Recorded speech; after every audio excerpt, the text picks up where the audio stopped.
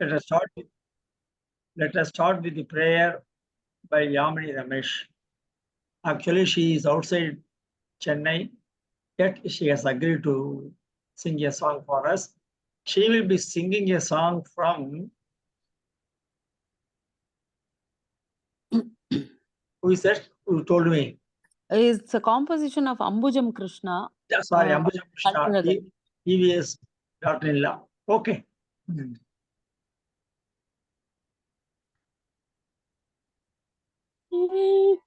அழகா அழகா அழகா என்று தொழுது வந்தேன். அழகா அழகா அழகா அழைத்து கை தொழுது வந்தேன். உரையும்படி வழகா அழகா அழகா என்று அழைத்து கை தொழுது வந்தேன். திருமாலிரும் சோலை உரையும்படி வழகா அழகா அழகா என்று அழைத்து கை தொழுது வந்து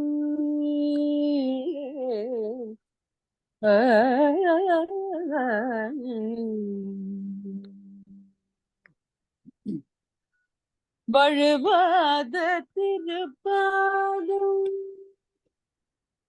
வழுவாத திருப்பாதம் தொழுதேத்தும் அன்பர்க்கு வழுவாத திருப்பாதம் தொழுதேத்தும் அன்பர்க்கு வருவாரி சொரிந்து அவர் உள்ளம் கவரும் வழுவாத திருப்பாதம் தொழுதேத்தும் அன்பர்க்கு அருள்வாரி சொரிந்து அவர் உள்ளம் கவரும் கள்ளழகா அழகா அழகா என்று அழைத்து கை தொழுது வந்து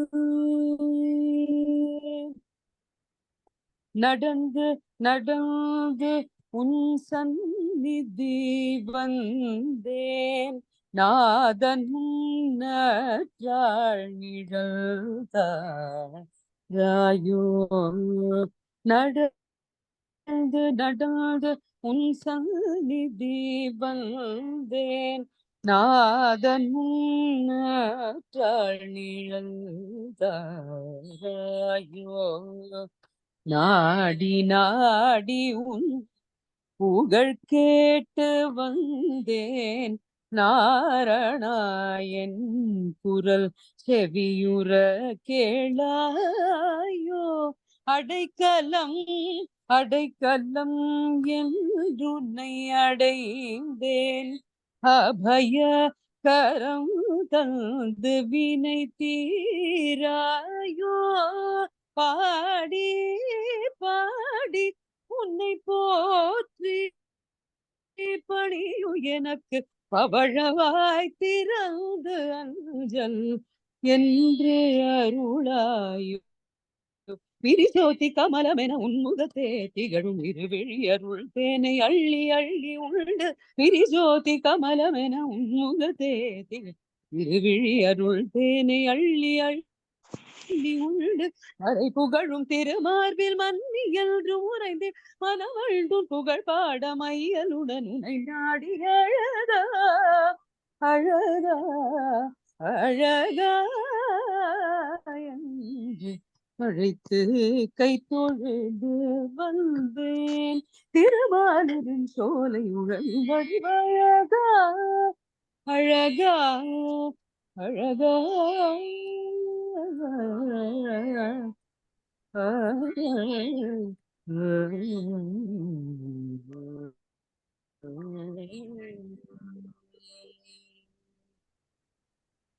நமஸ்காரம்.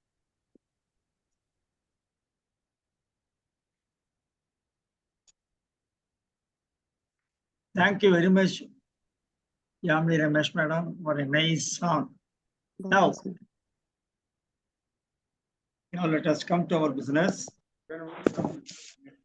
The Alumni Association of Vaishnavism takes pleasure in welcoming you all to this wonderful meeting today.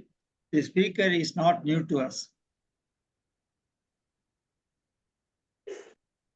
He has already given a lecture last 3 months ago, or 4 months ago, I think.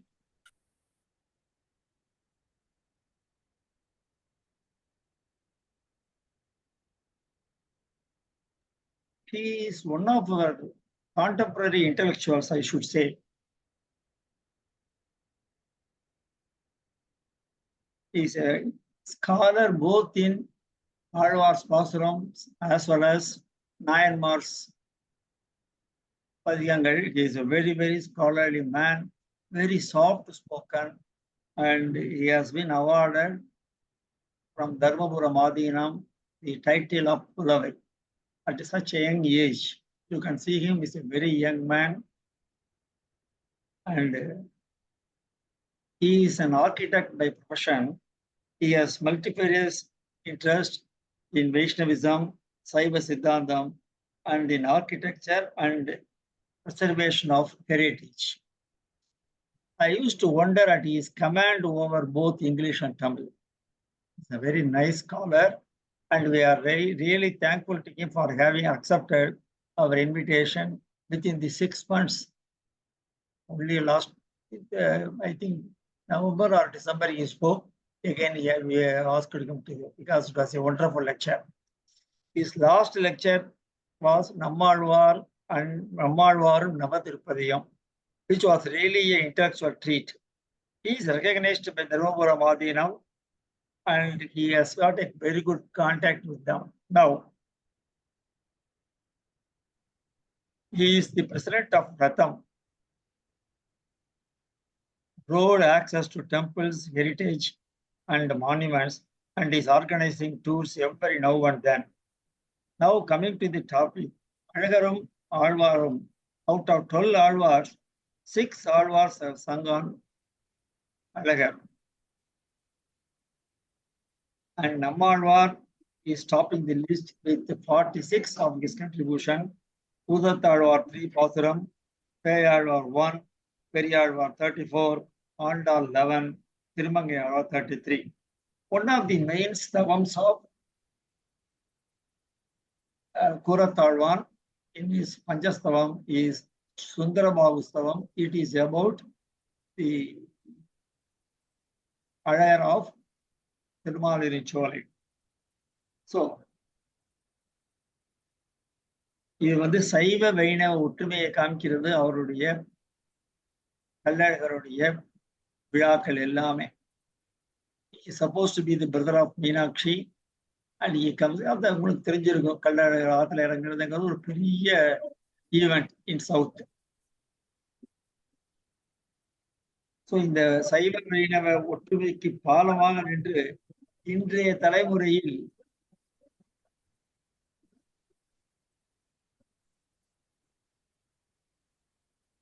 எடுத்துக்காட்டாக நிற்கும் திரு மதுசூதன் அவர்கள் இதை பேசுவது மிக மிக சால பொருத்தமே.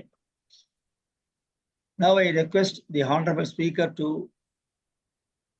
deliver his lecture, Mr. Madhusudan Kalaicharan.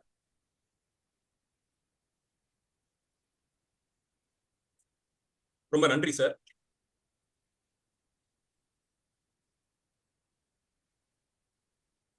ஒரு காலத்துல வந்து மெட்ராஸ் யூனிவர்சிட்டியில வைஷ்ணவிசம் கோர்ஸ் படிக்கணும்னு ஆசைப்பட்டு அதுக்கு ஃபுல் டைமா அதை பண்றதுக்கான வாய்ப்பு இல்லாம போய் ஸ்ரீ வைஷ்ணவிஸ்ரீல சேர்ந்து அவங்களுடைய அந்த பரீட்சையா அந்த கோர்சஸ் எல்லாம் அட்டன் பண்ணி பயின்றதும், அண்ணா யூனிவர்சிட்டியில படிக்கும் போதே மெட்ராஸ் யூனிவர்சிட்டியில ரெஜிஸ்டர் பண்ண முடியுமான்னு கேட்டு அப்போ இருந்த ஹெச்ஓடி ரூம் வாசல்ல வந்து அங்க யூனிவர்சிட்டியில நின்றுட்டு இருந்ததையும் ரொம்ப ஃபாண்ட் மெமரிஸா இப்ப நான் நினைவு கொள்றேன். அந்த ரொம்ப எஸ்டீம்டு இன்ஸ்டிடியூட் வைஷ்ணவிசத்துக்கு, அதுவும் அங்க இருக்கக்கூடிய ரிலிஜியஸ் டிபார்ட்மெண்ட்ஸ்ல ரொம்ப ஆக்டிவா, அலுமினி அசோசியேஷன் இவ்வளவு ஆக்டிவா இருக்கிறதுங்கிறதெல்லாம் ரொம்ப சந்தோஷமாக இருக்கக்கூடிய விஷயம். நான் வந்து அங்க சேர்ந்து படிக்கணும்னு ஆசைப்பட்ட ஒரு இடத்துல அலுமினி அசோசியேஷன்ல இருந்து இன்வைட் பண்ணி ஒரு வருஷத்துக்குள்ளேயே 2வது முறை மறுபடியும் இந்த ஒரு லெக்சரை இங்கே கொடுக்கறதுக்கு கேட்டுக்கொண்ட எல்லா பெரியவர்களுக்கும் என்னுடைய நன்றியையும் தெரிவித்துக் கொண்டு அவர்கள் திருவடிகளை தலையில் சுமந்து வணங்கி தொடங்குகிறேன். அழகரும் ஆழ்வார்களும் என்பது எனக்கு கொடுக்கப்பட்டிருக்கும் தலைப்பு. ஐயா பேசும்போது அழகர் அவர் சைவ வைணவ ஒற்றுமைக்கான சான்று போல அந்த திருவிழா நடைபெறுவதை பற்றி சொன்னார். அதிலிருந்து நான் கொஞ்சம் கருத்து மாறுபட விரும்புகிறேன். அழகர் திருவிழா அது வைகைக்கு வடகரையிலே ஸ்ரீ வைஷ்ணவ சம்பிரதாயத்திற்கு பொருத்தமாக அந்த ஊரினுடைய புராண பிரசித்தமாக தனித்து நடைபெறக்கூடியது. வைகையின் தென்கரையிலே மீனாட்சி சுந்தரேஸ்வரர் கோயிலிலே கொடியேறி நடைபெறக்கூடிய பிரம்மோற்சவம், சுவாமி அம்பாளுக்கான திருக்கல்யாணம், அதை தொடர்ந்து நடக்கக்கூடிய விழா எல்லாம் அது அந்த அளவுல தனியா நடக்கக்கூடியது. அது முடிஞ்சதுக்கு அப்புறமா அழகர் திருவிழா. அதனால மக்கள் ரெண்டு பக்கமும் போயிட்டு வர்றதுனால அது ஒன்று போலே மக்களை இது ஒன்றுபடுத்துமே தவிர திருவிழாக்கள் தனித்தனியே நடப்பவைதான். என அடியனை பொறுத்த வரைக்கும் என்னுடைய ரொம்ப தாழ்மையான வேண்டுகோள், சைவ வைஷ்ணவ வேதம் என்பது அது தத்துவ அடிப்படையிலே என்றுமே பேசப்பட வேண்டியது. அப்படித்தான் காலங்காலமாக நம்முடைய தத்துவங்கள் எல்லாம் செறிவு பெற்று வளர்ந்து வந்திருக்கின்றன. இந்த பேதத்தை பேசணும்னு போது அடித்து கொண்டு நிற்பதோ, அங்கே ஒருவரை ஒருவர் தாழ்த்தி பேசிக் கொள்வதோ இல்லை. ஒவ்வொன்றிலும் இருக்கக்கூடிய தனித்துவத்தை அது கலைந்து போகாதபடிக்கு பார்த்து கொண்டு அதனுடைய தனித்துவத்தை நிச்சயம் பேசி அது அடுத்தடுத்த தலைமுறைகளுக்கும் கொண்டு செல்ல வேண்டும். அந்த விதத்திலே தரிசனங்களுக்குள்ளே இருக்கக்கூடிய இந்த வேதங்களை அவ்வப்போது எடுத்து சொல்லி அதை அறிவார்ந்த தளத்திலே பேசி அது அந்த அளவில் இரண்டையுமே அது அந்த அளவிலே இருக்கிறது என்றபடிக்காவது ஒப்புக்கொள்ள வேண்டும். இல்லாமல் எல்லாம் ஒன்றுன்னு கொண்டு வந்து விட்டுட்டோம்னா இவ்வளவு அற்புதமாக நம் ஆச்சாரியர்கள் காட்டி கொடுத்த தரிசனங்களினுடைய தனித்துவத்தை நாம் இழந்து விடுவோம். ஆனால் அழகர் திருவிழாவை பொறுத்தவரையில் அதை பலரும் அது ஏதோ சைவ வைணவ வேதத்தை தீர்த்து கொடுப்பது என்ற அளவிலே உற்சவம் தனித்தனியா நடக்கும். மன்னர் அதை ஏற்படுத்தினதற்கு காரணம் மக்கள் இந்த திருவிழாவிலும் கலந்து கொண்டு அது முடிந்த பிறகு அழகர் வடகரைக்கு எழுந்தருளும் போது அவரையும் தரிசித்துன்னு ஒரு விதத்திலே ஒன்றுபடும்படியாக செய்தார்களே தவிர திருவிழா ரெண்டும் தனித்தனியாக நடக்கக்கூடியதுதான். அந்த முன்னுரையோடு அழகரும் ஆழ்வார்களுங்கிற தலைப்பை தொடங்குகிறேன். இந்த திருத்தலத்தைக்கு தனியே அறிமுகம் தேவையில்லை. தென்கோள் திசைக்கு திலதமாய் நின்ற திருமாலிருஞ்சோலை என்று நம்மாழ்வார் சொல்லி அழைப்பார். தெற்கு திசைக்கு இதுதான் விளக்கமாக விளங்கக்கூடிய திருத்தலமா. ஸ்ரீ வைஷ்ணவ சம்பிரதாயத்திலே இன்றைய போக்கில் நாம் கோயில், திருமலை, பெருமாள் கோயில் என்று அழைத்து வந்தாலும் பழைய வழக்காடுகளை எடுத்து பார்த்தால் கோயில், திருமலை, அழகர் கோயில் என்று மூன்றாவதாக அழகர் கோயிலை வைத்து சொல்லக்கூடிய ஒரு வழக்கம் உண்டு. திருவாய்மொழி ஈட்டு வியாக்கியானங்கள் எல்லாம் கூட ஸ்ரீ பிரதிவாதி பயங்கரம் அன்னங்கராச்சாரியர் சுவாமிகள் குறிப்பிடும் போது அழகர் திருமலைக்கான பாசுரங்களை தன்னுடைய திவ்ய பிரபந்த திவ்யார்த்த தீபிகையிலே அதற்கு உரை சொல்லும் போதெல்லாம் கோயில், திருமலை, பெருமாள் கோயில், அழகர் மலை என்று சொல்லும் வழக்குண்டு அப்படின்னு இந்த 4 கோயிலையும் இந்த வரிசையிலே வைத்து சொல்லுகிறார். இது தவிரவும் பராசர பட்டருடைய நீலாதுங்கஸ்தனகிரி தனியனுக்கெல்லாம் வியாக்கியானம் செய்யும் போதும் கூட பூமாதேவியினுடைய 2 ஸ்தனங்களாக திருமலையும் அழகர் கோயிலும் விளங்க அந்த 2 ஸ்தனங்களுக்கு நடுவே காவேரி சூழ்ந்திருக்கக்கூடிய பெரிய கோயிலாகிற ஸ்ரீரங்கத்திலே கண்ணனம் பெருமான் சயனித்திருக்கிறான் என்று பொருள்படத்தான் சொல்லுகிறார்கள். அதே போல வடக்கே இருப்பதை வடமலையாக திருவேங்கட மலையையும் தென் திசைக்கு திருமாலிருஞ்சோலையையும் சொல்லுவது ஒரு பொருத்தமான அமைப்புத்தான். அந்த விதத்தில் தென் திசைக்கே விளக்கமாக இருப்பதும் கோயில், திருமலை வரிசையிலே மூன்றாவதாக வைத்து பழைய வழக்கங்களே கொண்டாடப்பட்டதுமான திருமாலிருஞ்சோலை என்று அழைக்கப்படும் அழகர் திருக்கோயில், அந்த அழகர் மலை, அழகர் கோயில், அந்த ஊர், மலை, இறைவன் எல்லாருக்குமே அழகு என்ற அந்த ஒரு பதம் முன்னொட்டாக இருப்பதை பார்க்கிறோம். அடியன் எப்போதும் சொல்லுவதுதான், மதுரை எம்பதிக்குத்தான் இந்த தனி சிறப்பு. ஊரிலே இருக்கக்கூடிய 2 தெய்வங்கள், ஒன்று சிவபெருமான் சுந்தரேஸ்வரராக அழகே வடிவானவராக சொக்கநாதராக இருக்கிறார். சொக்கு என்றாலும் அழகு என்றுதான் பொருள். திருமால் இந்த பக்கத்திலே வைகைக்கு வடகரையிலே மாலிருஞ்சோலை மலையிலே இருக்கக்கூடிய இவரும் அழகர் என்றே எல்லோராலும், அது அழகர் என்று சொன்னாலே இவரைத்தான் குறிக்கும் என்பது போலே அப்படி ஒரு சிறப்பு இந்த திருமாலிருஞ்சோலை அழகருக்கு உண்டு. இவரிடத்தே 6 ஆழ்வார்கள் மங்களாசாசனம் செய்த அந்த சிறப்பை சுவாமி அவர்கள் சொல்லி தொடங்கி வைத்தார். அதிலேயும் 3 பேர், ஆழ்வாரும் பெரியாழ்வாரும் அவர்தம் திருமகளாரும், இந்த 3 பேரும் மண்டி இருந்தது என்பது தனிச்சிறப்பு வாய்ந்ததாக இருக்க பார்க்கிறோம். அத்தனை தூரத்திற்கு ஒவ்வொருவருடைய அனுபவமும் அழகர் பெருமாளிடத்தை அவர்கள் ஈடுபட்ட விதமும் தனித்துவம் பெற்றது. அதிலிருந்து சில பாடல்களை மட்டும் தேர்ந்தெடுத்து இன்றைய நிகழ்ச்சியிலே பார்க்கவிருக்கிறோம். இதற்கு முன்பாக திருமாலிருஞ்சோலை இந்த சொல்லுக்கே மால் என்று சொல்லப்படுவது மிகவும் பெரியதான பிரம்மாண்டமாய் பெரிதாக இருப்பது அளவிலே பெரிது என்ற அளவிலும், இருமை என்பது உயர்ந்தது என்ற பொருளிலும் எடுத்துக்கொண்டால் பெரியதாகவும் உயர்ந்ததாகவும் இருக்கக்கூடிய சோலைமலை என்ற பொருளிலே கொள்ளலாம். மற்றொன்று மால் இருக்கும் சோலை, அதனால் மாலிருஞ்சோலை என்ற அளவிலேயும் உரை சொல்லப்படுகிறது. திருமாலானவன் அவன் நித்தியமும் வாசம் செய்யக்கூடிய தலமாக இருப்பதாலே இந்த பெயர் பெற்றார், இந்த தலத்திற்கு வந்ததாகவும் ஒரு குறிப்பு சொல்லப்படுகிறது.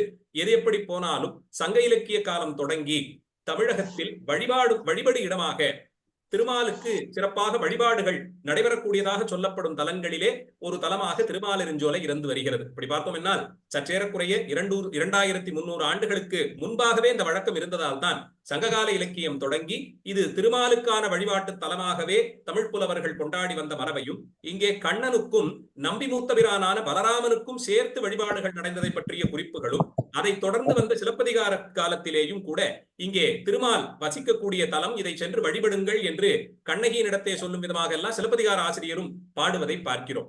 இப்படி தொன்று தொட்டு தமிழிலக்கியம் எத்தனை தொன்மையோ அந்த தொன்மை காலம் தொடங்கி இன்று வரையிலும் திருமால் வழிபாட்டிற்கு மிக முக்கியமான ஒரு இடமாக திருமாலிருஞ்சோலைமலை இருந்து வருவதை பார்க்க முடிகிறது. அத்தகைய ஒரு சிறப்பு திருமாலிருஞ்சோலை மலைக்கு உண்டு. இங்கே இருக்கக்கூடிய இறைவன் அவர் பல்வேறு திருநாமங்களாலே அழைக்கப்படுகிறார். இந்த ஸ்தலம் வைகானச ஆகம முறைப்படி தென்னாச்சாரிய சம்பிரதாயத்தின்படி நடைபெறக்கூடிய திருத்தலம். இந்த திருத்தலத்தில் மூலவராக விளங்கக்கூடிய பெருமான் கருவறையிலே ஸ்ரீபூமி தேவி நாச்சியார்களோடு கூடி 5 ஆயுதங்களும் ஏந்தி 4 கரங்கள் சங்கு சக்கரம் தரித்து இடது கீழ்கரத்தை கையை கதாயுதத்தை ஊன்றிக்கொண்டும் அபயபரகரமாகவும் நின்று கொண்டு காட்சி தரக்கூடிய ஒரு அற்புத திருக்கோலம். அவருக்கு கல்வெட்டிலே பரமசுவாமி என்று பெயரிடப்பட்டிருக்கிறது. இன்று வரையிலும் மூலஸ்தானத்திலே விளங்கும் பெருமானுக்கு அந்த பெயராலேயே உள்ளூரிலே இருப்பவர்கள் அழைப்பார்கள். நமக்கு தாங்க எல்லாரும் அழகர். அர்ச்சக சுவாமிகளை கேட்டீங்கன்னா உள்ளே ஷட்பேர பிரதிஷ்டை என்று 6 திருமூர்த்தங்கள் பிரதிஷ்டை உண்டு. அந்த 6 பேருக்குமே அற்புதமாக ஆழ்வார்கள் இட்டழைத்த திருநாமமே அழைக்கப்பட பார்க்கிறோம். சோலைமலை கரசர், சோலைமலை பெருமான், இப்படியெல்லாம் தனித்தனியே ஆழ்வார் அழைத்த திருநாமங்களே அங்கே இருக்கக்கூடிய எல்லா வேரர்களுக்கும் வைத்து அதை வழிபடுகிறார்கள். அந்த விதத்தில் மூலவருக்கு மட்டும் சோழ மன்னர்கள் காலத்திலே ராஜராஜ சோழன் காலத்திலிருந்து கல்வெட்டுக்கள் இங்கே நமக்கு கிடைக்கின்றன. அதிலிருந்து தொடங்கி திருமாலிருஞ்சோலைமலை நின்றருளிய பரமசுவாமி என்றுதான் இவர் அழைக்கப்படுகிறார். அதனால் மூலஸ்தானத்திலே இருக்கக்கூடிய பெருமானுக்கு திருமாலிருஞ்சோலைமலை மேவியருளியவரான அவருக்கு பரமசுவாமி என்று இன்று வரையிலும் திருநாமம் இருக்க பார்க்கிறோம். அது தவிர உற்சவராக இருக்கக்கூடிய பெருமானுக்கு ஆண்டாள் இட்டழைத்த சுந்தர தோளுடையான், சுந்தர பாகு என்பது திருநாமம். ஒவ்வொரு அவயவத்தையும் தனித்தனியே வர்ணித்து வரும் ஆழ்வாருக்கு நடுவே ஆண்டாள் அழகர் விஷயத்திலே அவருடைய திருத்தோள்களை மட்டும் பார்த்தே அத்தனை தூரத்திற்கு ஆசைப்பட்டார் போலும். அதே போலே பெரியாழ்வாரும் கூட இவருடைய தோள்களை மட்டும் தனியே வர்ணித்து பாடுகிறார். திருமங்கை ஆழ்வாரும் வேறொரு சந்தர்ப்பத்தில் பாடும்போது தோழழகை சொல்லி அது அழகருக்கானது என்பதை பாடுகிறார். அதனால் இவர் எல்லா ஆழ்வார்களாலேயும் இவருடைய திருத்தோள்கள் மட்டுமே தனித்து பாடப்பட்டிருக்கும் சிறப்பை பார்க்கிறோம். அதனால் இவருக்கு சுந்தர தோளுடையான், சுந்தர பாகு என்று பெயர். அது என்ன தோளுக்கு மட்டும் அழகு என்று நினைத்தார்கள் போலும். அழகென்றால் இவர்தான் என்று இருப்பதினாலே பொதுவாகவே அவரை அழகர், பின்காலத்திலே ஏற்பட்ட சில சமூக மாற்றங்களினாலே கள்ளழகர் என்று அழைக்கக்கூடிய வழக்கம் வந்தது. இதை தவிர சோலைமலை கரசர், சோலைமலை பெருமான் போன்ற தனித்தனியே இருக்கக்கூடிய உற்சவ திருமேனிகளை உள்ளே பார்க்கிறோம். யாகபேரர், சயனபேரர்லாம் இருக்காங்க. தாயார் சுந்தரவல்லி தாயார். இங்கே இருக்கும் தீர்த்தம் நூபுர கங்கை. தமிழிலே சிலம்பாறு என்று ஆழ்வார்கள், அதற்கு முன்பாக சிலப்பதிகாரத்திலேயே இந்த ஆறு சிலம்பாறு என்றே பாடப்படுகிறது. அப்படி காலம் தொடங்கி நமக்கு சிலம்பாறு என்ற பெயரிலேயே அறியப்படும் நூபுர கங்கை ஆகிற தீர்த்தம். இது மலைக்கு மேலே வரக்கூடிய தீர்த்தம். அந்த தீர்த்தத்தை சேர்த்துத்தான் இன்று வரையிலும் சுவாமிக்கு திருமஞ்சனம் மற்றும் தளிகை பிரசாதங்கள் எல்லாம் செய்யப்படுகிறது. இவர் எந்த அளவிற்கு அனுஷ்டாதான்னா, தான் மதுரைக்கு எழுந்தருளி, வைகை ஆற்றிலே குதிரையிலே எழுந்தருளி திருப்பி செல்லும் வழியிலும் கூட எல்லா நாளும் திருமஞ்சனம் கண்டருள்வார். ஒவ்வொரு நாளும் இரவு ஒவ்வொரு மண்டகப்படியிலே திருமஞ்சனம் கண்டருள்வார். அத்தனை திருமஞ்சனத்திற்கும் அழகர் கோயிலிலிருந்து தான் தீர்த்தம் வர வேண்டும். வேற எந்த தீர்த்தத்திலேயும் தான் திருமஞ்சனம் செய்து கொள்ள மாட்டார். அந்த நூபரகங்கை தீர்த்தம் படிந்தே இந்த திருமேனி பொன்னிவர் மேனி என்று சொல்லுவது போலே ஜொலிப்பதாகவே உள்ளூர்காரர்கள் கருதுவார்கள். வேறு இடத்திற்கு எழுந்தருளினாலும் திருமாலிருஞ்சோலையிலிருந்து பழைய காலத்துல மாட்டு வண்டியில வந்திருக்கணும். இப்ப டிராக்டர் வண்டியில வைத்து பெரிய பெரிய குடங்களிலே நூபுரகங்கை தீர்த்தம் வந்துதான் இவர் திருமஞ்சனம் கண்டருள்வார். அத்தனை தூரத்திற்கு அந்த நூபுரகங்கைக்கு சிறப்பு. சோமச்சந்தன விமானம் என்ற விமானமும் மங்களாசாசனம் சுவாமியை சொல்லித்தான் தொடங்கி வச்சார். கிட்டத்தட்ட 128 பாசுரங்களாலே மங்களாசாசனம் பெரியாழ்வார், ஆண்டாள், திருமங்கை ஆழ்வார், பூதத்தாழ்வார், பேயாழ்வார், நம்மாழ்வார் என்று 6 ஆழ்வார்களாலே மங்களாசாசனம் பண்ணப்பட்ட சிறப்போடு இந்த எம்பெருமான் எழுந்தருளி இருக்கிறார். இந்த ஸ்தலத்தினுடைய புராணம் பிரபலமாக பிரம்மாண்ட புராணத்திலும் வராக ஆக்னேய புராணத்தில் எல்லாம் வருகிறது. அதற்கும் மேலே மகாபாரதத்திலேயே நேரடியாகவே வனாச்சலம் என்றும் வனகிரி என்றும் அழைக்கப்பட்டு சொல்லப்படும் சிறப்பு இந்த தலத்திற்கு உண்டு. ராமாயண காலத்திலே இந்த பகுதிகள் எல்லாம் ராவணனுடைய ஆட்சிக்கு உட்பட்டு இருந்ததாக எல்லாம் சொல்லுவார்கள். அதை குறித்து பாசுரத்திலே ஒரு இடத்தில் வியாக்கியானத்தில் சொல்லப்படுகிறது. அந்தபடிக்கு இதிகாச காலத்திலிருந்து திருமாலிருஞ்சோலை மலையும் அங்கே நின்றருடையவனாக எம்பெருமானும் இருக்கக்கூடியதை பார்க்கிறோம். இந்த மலைக்கு மற்றொரு பெயர் ரிஷபாத்ரி என்பது. ரிஷபமாக எருது வடிவிலே யமன் தர்மதேவதை இங்கே வந்து தங்கி இருந்து திருமாலை நோக்கி தவம் செய்து தான் அருளப் பெற்றதாலே இந்த திருநாமம் என்றும், இந்த மலையிலே சுவாமி திருவிக்கிரமாவதாரம் செய்த போது சத்தியலோகத்தை நோக்கி அவருடைய திருவடி சென்றதல்லவா, அப்போது பிரம்மன் தன் கமண்டலத்திலே இருந்த புனித தீர்த்தத்தாலே சுவாமியினுடைய திருவடியை விளக்க அவர் அணிந்திருந்த சிலம்பிலே பட்ட அந்த தீர்த்தம் அதிலிருந்து ஒரு சொட்டு தெரித்து பூமியிலே இந்த மாலிருஞ்சோலை மலையிலே விழுந்ததாம். பெருமானுடைய சிலம்பிலே பட்டு தெரித்ததாலே அந்த தீர்த்தத்திற்கு சிலம்பாறு என்றும் வடமொழியிலே நூபுர கங்கை என்றும் பெயரிட்டு அழைக்கிறார்கள். இப்படி திருமாலினுடைய பாதத்திலிருந்தே விழுந்ததாக அந்த தீர்த்தத்திற்கு ஒரு சிறப்பு சொல்லப்படுகிறது. இந்த மலையிலே ஒரு காலத்தில் துர்வாச மகரிஷி தபஸ் செய்து கொண்டிருந்த போலே சுதபன் என்ற பெயரிலே இருந்த ஒரு கந்தர்வன் வந்து அவருடைய தபஸை கலைத்துக் கொண்டே இருந்தானாம். வாத்தியம் வாசித்து அவருடைய தபஸைக்கு இடையூறு கொடுத்து கொண்டிருக்க அவர் துர்வாசர் கோபத்திற்கு பெயர் போனவர், அவர் சபித்து விடுகிறார். இப்படி விளையாட்டாக ஒலி எழுப்பக்கூடிய நீ பொருளற்ற ஒலி பரப்பக்கூடிய தவளையாக போவாய், மண்டூகமாக போக கடவாய்னு சபித்து விடுகிறார். அதனால் அந்த மண்டூகம் வைகை ஆற்றிலே அதுபோல அந்த ஒலி எழுப்பிக் கொண்டு இருக்க சாப விமோசனத்திற்காக அவர் வேண்டி நின்ற போது அழகர் பெருமாள் குதிரை நம்பிரான் பேரிலே எழுந்தருளி வடக்கு வைகை நதியினுடைய வடக்கு கரைகளுக்கு சென்று அங்கே பாரிவேட்டை கண்டருள்வார். அப்போது அவர் குதிரை நம்பிரானோடு சேர்ந்து வைகை ஆற்றிலே இறங்கும் காலத்திலே உனக்கு சாப விமோசனமும் மோட்சமும் கிடைக்கும் என்று அருளி செய்கிறார். அதன்படிக்கே அந்த சுதபராகிற அந்த தவளை வடிவிலே இருந்தவர் பல காலம் அங்கே தங்கி இருந்து வைகை நதியிலேயே தவளையாக இருந்து அதன் பிறகு அழகர் பெருமாள் அங்கே குதிரை பேரிலே எழுந்தருளிய காலத்தில் சாப விமோசனம் அடைந்தார் என்று சொல்லப்படுகிறது. அதை கருத்தில் கொண்டுதான் இன்று வரையிலும் கூட அழகர் வைகை ஆற்றிற்கு குதிரை மேலே எழுந்தருளக்கூடிய அந்த வைபவம் புராண பிரசித்தமான ஐதிஹ்ய நிகழ்ச்சியாக நடக்க பார்க்கிறோம். தென் திருமாலிருஞ்சோலை என்ற ஆழ்வார்கள் இதை அழைப்பதாலே ஒரு பொருள் தென் திசையிலே இருக்கக்கூடிய திருமாலிருஞ்சோலை என்று எடுத்துக்கொண்டாலும் சிறப்பு பொருளாக தென் என்று சொன்னாலே அழகு என்று ஒரு பொருள் உண்டு. அந்தபடிக்கு அழகு நிறைந்ததான மாலிருஞ்சோலை என்று பொருள் கொள்ளலாம். அப்படி பார்த்தால் அழகே வடிவாக இருக்கக்கூடிய திருமாலிருஞ்சோலை, மலை, ஊர், அங்கே இருக்கும் பெருமான் அத்தனை பேரும் அழகர்தான். மலையும் அழகு, ஊரும் அழகு, இறைவனும் அழகு என்றபடிக்கு தொட்ட இடமெல்லாம் அழகு மட்டுமே மிளிரக்கூடிய சிறப்பு இந்த மாலிருஞ்சோலைக்கு உண்டு. அதனால் ஆண்டாளோ நம்மாழ்வாரோ இத்தனை தூரம் இதிலே பாரிப்போடு கலந்து கொண்டதில் இதுவும் நமக்கு ஒன்றும் சந்தேகமே வேண்டாமே. அவ்வளவு தூரத்திற்கு அவர்கள் மனமகிழ்ந்து இந்த தலத்திற்கு மங்களாசாசனம் செய்திருப்பதை பார்க்க முடிகிறது. இந்த புராண தொடக்கத்தோடு அடுத்து பாசுரங்களுக்கு செல்லுகிறேன். பெரியாழ்வார் இந்த தலத்தினுடைய இயற்கை வளத்தை வர்ணிக்கும் போது 1000 தோள் பரப்பி முடியாயிரம் மின்னிலக 1000 பைந்தலைய அனந்த சயனன் ஆளும் மலை 1000 ஆறுகளும் சுனைகள் பலவாயிரமும் 1000 பூம்பொழிலும் உடை மாலிருஞ்சோலையதே என்று பாடுகிறார். மங்களாசாசனம் செய்யக்கூடிய பദ്ധதியிலே அந்த தலத்திலே அவ்வத்தலத்திலே எழுந்தருளி இருக்கக்கூடிய பெருமானை மங்களாசாசனம் செய்வார்கள். சில தலங்களிலே பெருமானுடைய சிறப்புகளை சொல்லி தலத்தினுடைய சிறப்புகளையும் சொல்லி இத்தகைய தலத்தில் நீர் எழுந்தருளினீர் என்று கொண்டாடும்படியாக தேனார் சோலை திருவேங்கடம் என்றும் தென்னீர் பாயக்கூடியதான திருவரங்கம் என்றெல்லாம் அந்த நகரத்திற்கே மங்களாசாசனம் செய்வதாகவும் சில பாசுரங்கள் வரக்கூடியது. அந்த அமைப்பில் பெரியாழ்வார் பாடியிருக்கக்கூடிய 3 பதிகங்களிலே முதல் 2 பதிகங்கள் திருமொழியிலே பெரியாழ்வார் திருமொழியிலே பாடியிருக்கும் 2 பதிகங்கள் முழுக்க திருமாலிருஞ்சோலையாகிற மலையினுடைய சிறப்பையே சொல்லுகிறது. அந்த மலையிலே இப்படியெல்லாம் வைபவம் கொண்டவனான எம்பெருமான் எழுந்தருளி இருக்கிறான் என்று பொருள்படத்தான் பாடுகிறார். நேரடியாக மலைக்கே அந்த ஊருக்கே மங்களாசாசனமாக அதை கொண்டாலும் தட்டில்லை. அந்தபடிக்கு திருமாலிருஞ்சோலையினுடைய அந்த இயற்கை எழிலை, அங்கே இருக்கக்கூடிய அந்த ரூப சௌந்தரியத்தை, அந்த மலையினுடைய அழகை, காம்பீரியத்தை எல்லாம் சொல்லும் போது 1000 தோள் பரப்பி முடியாயிரம் மின்னிலக 1000 பைந்தலைய அனந்த சயனன் ஆளும் மலை 1000 ஆறுகளும் சுனைகள் பல ஆயிரமும் 1000 பூம்பொழிலும் உடை மாலிருஞ்சோலையதே என்று கொண்டாடுகிறார். இங்கே இருக்கக்கூடிய அந்த திருமால் அவருக்கு எது விலாசம் என்று பார்த்தால் ஆதிசேஷன் பேரிலே அவர் சயனித்திருக்கக்கூடிய தனித்துவம் அது வேறு யாரும் செய்யாததாலே அதையே முகவரியாக கொடுத்து அந்த ஆதிசேஷனுடைய காம்பீரியம் எத்தகையது என்று சொல்ல விழைந்து 1000 தோள்களும் 1000 முடிகளும் 1000 பைந்தலைய அனந்த சயனன் ஆளும் மலை என்று அனந்த சயனனாக பெருமான் இருக்கிறார். அந்த அனந்தனுக்கு 1000 தலைகள் உண்டு, இறைவனுக்கு 1000 தோள்களும் அதிலே பரப்பிக்கொண்டு 1000 திருமுடிகளும் அதிலே பரப்பிக்கொண்டு சகசிர சீருஷா புருஷகான் என்று வேதங்கள் எல்லாம் சோத்திரம் செய்வது போலே 1000 கண்களும் 1000 முகங்களும் கொண்டவராக விளங்குவதால் இவர் அதற்கு பொருத்தமாக 1000 தலைகளுடைய ஆதிசேஷன் பேரிலே சயனித்துக் கொண்டிருப்பவர். அவர் ஆளும் மலை.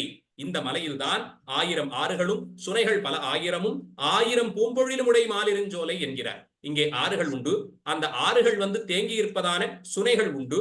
அதோடு கூட பூம்பொழில்கள் அந்த சுனையினாலே ரட்சிக்கப்படுவதாய் அந்த சுனையிலிருந்து தீர்த்தம் கொண்டு அங்கே அற்புதமாக வளர்ந்திருப்பதான சோலைகளும் உண்டு என்ற பொருள்பட இப்படி திருமாலிருஞ்சோலை மலை எவ்வளவு இயற்கை எழில் வாய்ந்தது என்பதை சொல்லுகிறார்.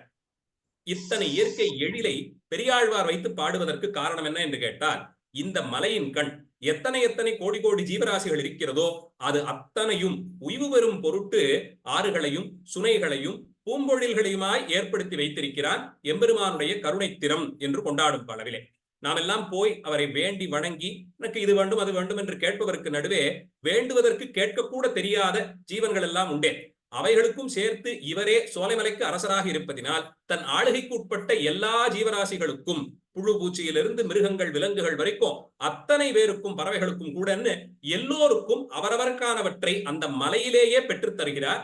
அதற்கு சாட்சியாகத்தான் 1000 ஆறுகள், அந்த ஆறுகளிலிருந்து கிளைத்த சுனைகள், 1000 பூம்பொழில்கள் என்று இந்த ஜீவராசிகளுக்கெல்லாம் என்னென்ன வேண்டுமோ காய் கிழங்கு பழத்திலிருந்து தண்ணீர் வரையிலும் பெற்றுத் தருவதற்கு இந்த மலையே போதுமான சாட்சியாய் இருப்பதாலே அந்த மலையை ஆளக்கூடியவனான சோலைமலைக்கு அரசனாக விளங்குபவன் 1000 தோள் பரப்பி இருப்பவன் என்பதினாலே அந்த ராஜாங்கத்திற்கு தகுதியாக தன்னை நாடி வந்த எல்லா உயிர்களுக்கும் வேண்டியவற்றை தருபவனாக இருக்கிறான் இந்த எம்பெருமான் என்பதை சொல்லி தொடங்குகிறார். அப்படி இயற்கை வளம் நிறைந்த அந்த திருத்தலத்தினுடைய குறிப்புகள் முன்பே சொன்னது போல மகாபாரதத்திலே இருக்க பார்க்கிறோம். சங்க இலக்கியத்திலே நமக்கு பல பாடல்கள் வந்தாலும் பரிபாடலிலே அது நிறையவே பேச பார்க்கிறோம். அரிதின் பெரிதுறக்கம் மாலிரும் குன்றம் எளிதின் பெறல் உரிமை ஏதுக்கம் சிலம்ப என்று சிலம்பாரினுடைய சிறப்பை எல்லாம் கூட பரிபாடல் வரிகளிலே பார்க்க முடிகிறது. சிலப்பதிகாரத்திலே கண்ணகியும் கோவலனும் இந்த திருச்சி பகுதிகளை எல்லாம் கடந்து இன்றைக்கு இருக்கக்கூடிய விராலிமலை, கொடும்பாளூர் அதையெல்லாம் கடந்துதான் மதுரைக்கு வரணும். திருச்சியிலிருந்து மதுரைக்கு வரணும்னா இதான வழி. அந்த வழியிலே வரும்போது அவர்களை சந்திக்கக்கூடியவர் இந்த மதுரைக்கு செல்வதற்கு 3 வழிகள் உண்டு என்று சொல்லி அதிலே ஒரு வழி மாலிருஞ்சோலை வழியே செல்லக்கூடியது. அதை நீங்கள் எடுத்துக்கொண்டு போனீர்கள் என்றால் அங்கே திருமால் குன்றம் என்று அந்த தலத்தை சொல்லுகிறார். தடம்பல கடந்து காடுடன் கழிந்து திருமால் குன்றம் செல்குவீராயின், திருமால் குன்றமாக இருக்கக்கூடிய அழகர் மலைக்கு நீங்கள் பல தடங்களும் கடந்து காடுகளை எல்லாம் கடந்து சென்றீர்கள் என்றால் அங்கே இன்னென்னவெல்லாம் உங்களுக்கு காண கிடைக்கும் என்று சொல்லுகிறார். அதிலும் கூட மலை மேலே அந்த வனத்திற்கு சாட்சியாக ஒரு யட்சினி உண்டு. அந்த யட்சினியை வணங்கி அவள் அருளை பெற்றால் நீங்கள் ஒரு சுனையிலே நீராடலாம். அந்த சுனையிலே நீராடினீர்கள் என்றால் மறுபிறப்பு உங்களுக்கு இல்லை என்றெல்லாம் ஆசீர்வதிக்கிறார்கள். அந்த படிக்கு பிறப்பறுக்கக்கூடியதான சிறப்பு இந்த திருமாலிருஞ்சோலை மலைக்கு உண்டு. மீண்டும் ஒரு முறை பிறவாதபடிக்கு காத்து தருபவனாக இருப்பதினாலே திருமாலிருஞ்சோலைக்கு சென்று அந்த குன்றிலே இருக்கக்கூடிய சுனையிலே நீராடி வாருங்கள் என்று அங்கே இருந்த பெரியவர்கள் கண்ணகிக்கும் கோவலனுக்கும் உரை சொன்னது போல எல்லாம் சொல்லப்படுகிறது. அப்படி நமக்கு தமிழிலக்கியம் என்று தோன்றியதோ அன்றைக்கே பிரபலமான வைணவ வழிபாட்டு தலமாகத்தான் திருமாலிருஞ்சோலை மலை இருந்து வந்திருக்கிறது. அவர்கள் எல்லாம் தொடர்ந்து வந்து சேர்ந்த ஆழ்வாராச்சாரியர்களும் அத்தனை தூரத்திற்கு இந்த எம்பெருமானை மங்களாசாசனம் செய்கிறார்கள். அந்த விதத்தில் பெரியாழ்வார் இடத்தே இருந்து தொடங்குகிறோம். பெரியாழ்வார் 4, 5ஆம் திருமொழிகளிலே திருமாலிருஞ்சோலை குறித்த மங்களாசாசனங்கள் உண்டு. 4ஆம் பத்திலே 2ஆம் திருமொழியும் 3ஆம் திருமொழியும் இது இரண்டும் திருமாலிருஞ்சோலைக்கானது. இந்த இரண்டிலுமே அவர் மாலிருஞ்சோலையவே கொண்டாடுகிறார். இறைவனுடைய சிறப்பை 2 வரிகளிலே சொல்லி பெருமானுடைய பராக்கிரமங்களை சொல்லி வைபவத்தை சொல்லி குணசேட்டிதங்களை எல்லாம் சொல்லி அடுத்த 2 வரிகளிலே அத்தகைய சிறப்புடைய எம்பெருமான் பொருத்தமாய் திருமாலிருஞ்சோலையிலே விளங்குகிறார் என்று பொருள்பட பாடுவார். அப்படி 2 பதிகங்கள். முதல் பதிகம் அலம்பா ஒருட்டா கொன்று திரியும் அறக்கரை குலம்பாள் படுத்து குலவிளக்காய் நின்ற கோன்மலை சிலம்பார்க்க வந்து தெய்வ மகளிர்கள் ஆடும் சீர் சிலம்பாறு பாயும் தென் திருமாலிருஞ்சோலையே என்கிறார். சிலம்பார்க்க வந்து தெய்வ மகளிர்கள் ஆடுகிறார்கள். தேவலோக பெண்கள் எல்லாம் இந்த மலை மிகவும் நெடியுயர்ந்து இருப்பதினாலே தெய்வ மகளிர்களான தேவலோகத்து பெண்கள் குதித்து விழுந்தார்கள் என்றால் திருமாலிருஞ்சோலைக்கு வந்து விடலாம். ஆகாசத்துல தானே அவர்கள் இருக்கார். இந்த வானத்திலே இருந்தவர்கள் குதித்தார்கள் என்றால் திருமாலிருஞ்சோலையிலே விழுந்து விடுவார்களாம். அதனால் அவர்கள் இங்கே வந்து சிலம்பாரிலே அவர்கள் தீர்த்தமாடி செல்கிறார்களாம். தெய்வ மகளிர்கள் ஆடும் சீர் சிலம்பாறு அதுவாயும் திருமாலிருஞ்சோலை. அது வரைக்கும் சரி. அதை தெய்வ மகளிர்களுடைய சிறப்பை சொல்லும் போது சிலம்பார்க்க வந்து தெய்வ மகளிர் என்கிறார். சிலம்பு ஒலி எழுப்பிக் கொண்டே வந்து அந்த தேவலோகத்து ஸ்திரீகள் எல்லாம் இந்த தீர்த்தத்திலே நீராடுகிறார்கள் என்கிறார். இந்த சிலம்பு ஒலியை குறித்து இங்கே சொல்லுவானேன் என்று கேட்டுக்கொண்டு வியாக்கியாதான் நமக்கு அதுக்கு அர்த்தம் சொல்றார். இந்த பகுதிகள் எல்லாம் ஒரு காலத்திலே ராவணனுடைய ஆளுகைக்கு உட்பட்டு இருந்ததாம். அதனால் காட்டு பிரதேசமானாலும் அசுர பிரகிருதிகள் காட்டிலே தானே நிறைய வாழ்வார்கள். அதனால் இங்கே வந்த ஸ்திரீகள், தேவலோகத்து ஸ்திரீகள், அவர்கள் காலிலே அணிந்திருக்கும் சிலம்பிலே ஒலி எழாதபடிக்கு சிலம்பை கழட்டி வைத்துவிட்டு வருவார்களாம். இல்லைன்னா அந்த சிலம்பிற்குள்ளே பஞ்சு கொண்டு அடைத்து விட்டு வருவார்களாம். பஞ்சு அடைச்சிட்டா சிலம்பில் இருக்கிற மணிகள் உரசி ஒலி எழுப்பாதல்லவா. அதனால் அந்த காலத்திலே திருமால் ராமாவதாரம் செய்து ராவணாதிகளை சம்ஹரிப்பதற்கு முன்பாக திருமாலிருஞ்சோலைக்கு வந்த தேவலோக ஸ்திரீகள் எல்லாம் காலில் அணிந்திருந்த சிலம்பிலிருந்து ஒலி வராதபடிக்கு பார்த்து கொண்டு சப்தம் எழுப்பாமல் வந்து ஸ்நானம் செய்துவிட்டு செல்வார்களாம். அப்படி இருந்த நிலை மாறி அலம்பா உருட்டா கொன்று திரியும் அறக்கரை. அலம்புதல், ஒருட்டல், இது 2 வினை சொற்களாக வருகிறது. அலம்புதல் என்றால் இனி இதோடு இருக்க முடியாது என்ற படிக்கு, ஒருவரை வாழ ஒட்டாதபடிக்கு, அவருக்கு எந்த நன்மையும் செய்யாது, இன்னும் எவ்வளவு முடியுமோ அத்தனை தீமை செய்து அவர்கள் பேரிலே சுமை ஏத்தினால் இவருக்கடியே நம்மால் பணி செய்ய முடியாது, வாழவே முடியாது என்ற நிலைக்கு வருவோம் அல்லவா. அதற்குத்தான் அலம்புதல் என்று பொருள். ஒருட்டுதல் என்றால் அவர்களை கொல்லுவது, அவர்களுக்கு தீங்கு விளைவிப்பது, உடம்பிற்கு நோவு கொடுப்பது, இதெல்லாம். இது 2ம் செய்து வந்து கொண்டிருந்த அசுரர்களை அலம்புதல், ஒருட்டல். அலம்பா உருட்டா கொன்று திரியும் அறக்கரை. இப்படி துன்பப்படுத்தி உயிர்களை எல்லாம் கொலைபாதகத்திற்கு கொலை கஞ்சாதவர்களாக இருந்த அசுரர்களை குலம் பாழ்படுத்து குலவிளக்காய் நின்ற கோன்மலை. அசுரர் குலம் இனி தழைக்க முடியாதபடிக்கு அதை நிகிரகம் செய்து அதை அழித்து முடித்து இக்ஷ்வாகு குலத்திற்கோர் விளக்காய் நின்ற ஸ்ரீ ராமபிரான் அவர் நின்றருளும் மலை. இங்கே சொல்லப்படும் குலவிளக்கு இக்ஷ்வாகு குலவிளக்கு. அவர் பாழ்படுத்திய குலம் ராவணாதிகள் பிறந்த அசுர குலம். அதை பாழ்படுத்தி அடியார்களை வாழ ஒட்டாது ஹிம்சித்து வந்த அவர்களை எல்லாம் இவன் ராமாவதாரம் செய்து பெருமான் கொன்று முடித்து இக்ஷ்வாகு குலத்திற்கு குலம் செய்த தவப்பயனாக வந்து தோன்றினார். அப்படி குலவிளக்காய் நின்ற கோன்மலை. அவர் ராவணாதிகளை எல்லாம் சம்ஹாரம் செய்து முடித்ததாலே அசுரர்கள் ஹிம்சிக்காதபடிக்கு இனி தேவ மகளிர்கள் இங்கே தீர்த்தமாட வரும்போது காலில் அணிந்திருக்கும் சிலம்பிலே வம்பில்லை என்றபடிக்கு சிலம்பார்க்க வந்து தெய்வ மகளிர்கள் எல்லாம் வந்து தீர்த்தமாடி சென்றார்களாம். அத்தகைய சிறப்புடையது திருமாலிருஞ்சோலை மலை என்று சொல்லி திருமாலிருஞ்சோலைக்கு முதல் மங்களாசாசனம். அப்போ அசுரர்களை வாழ ஒட்டாது அவர்களை அழித்து நிகிரகம் செய்து தன்னையே நாடி இருந்த தேவர்களுக்கு அயர்வுறும் அமரர்கள் அதிபதி இல்லையா. அதனால் எப்போது தேவர்கள் துன்பப்பட்டாலும் அவர்களுக்காக வேண்டி காக்கும் கடன் இவருடையது என்பதினாலே அவர்களை அழித்து, அசுரர்களை அழித்து தேவர்களை காத்து கொடுத்தார் என்றபடிக்கு.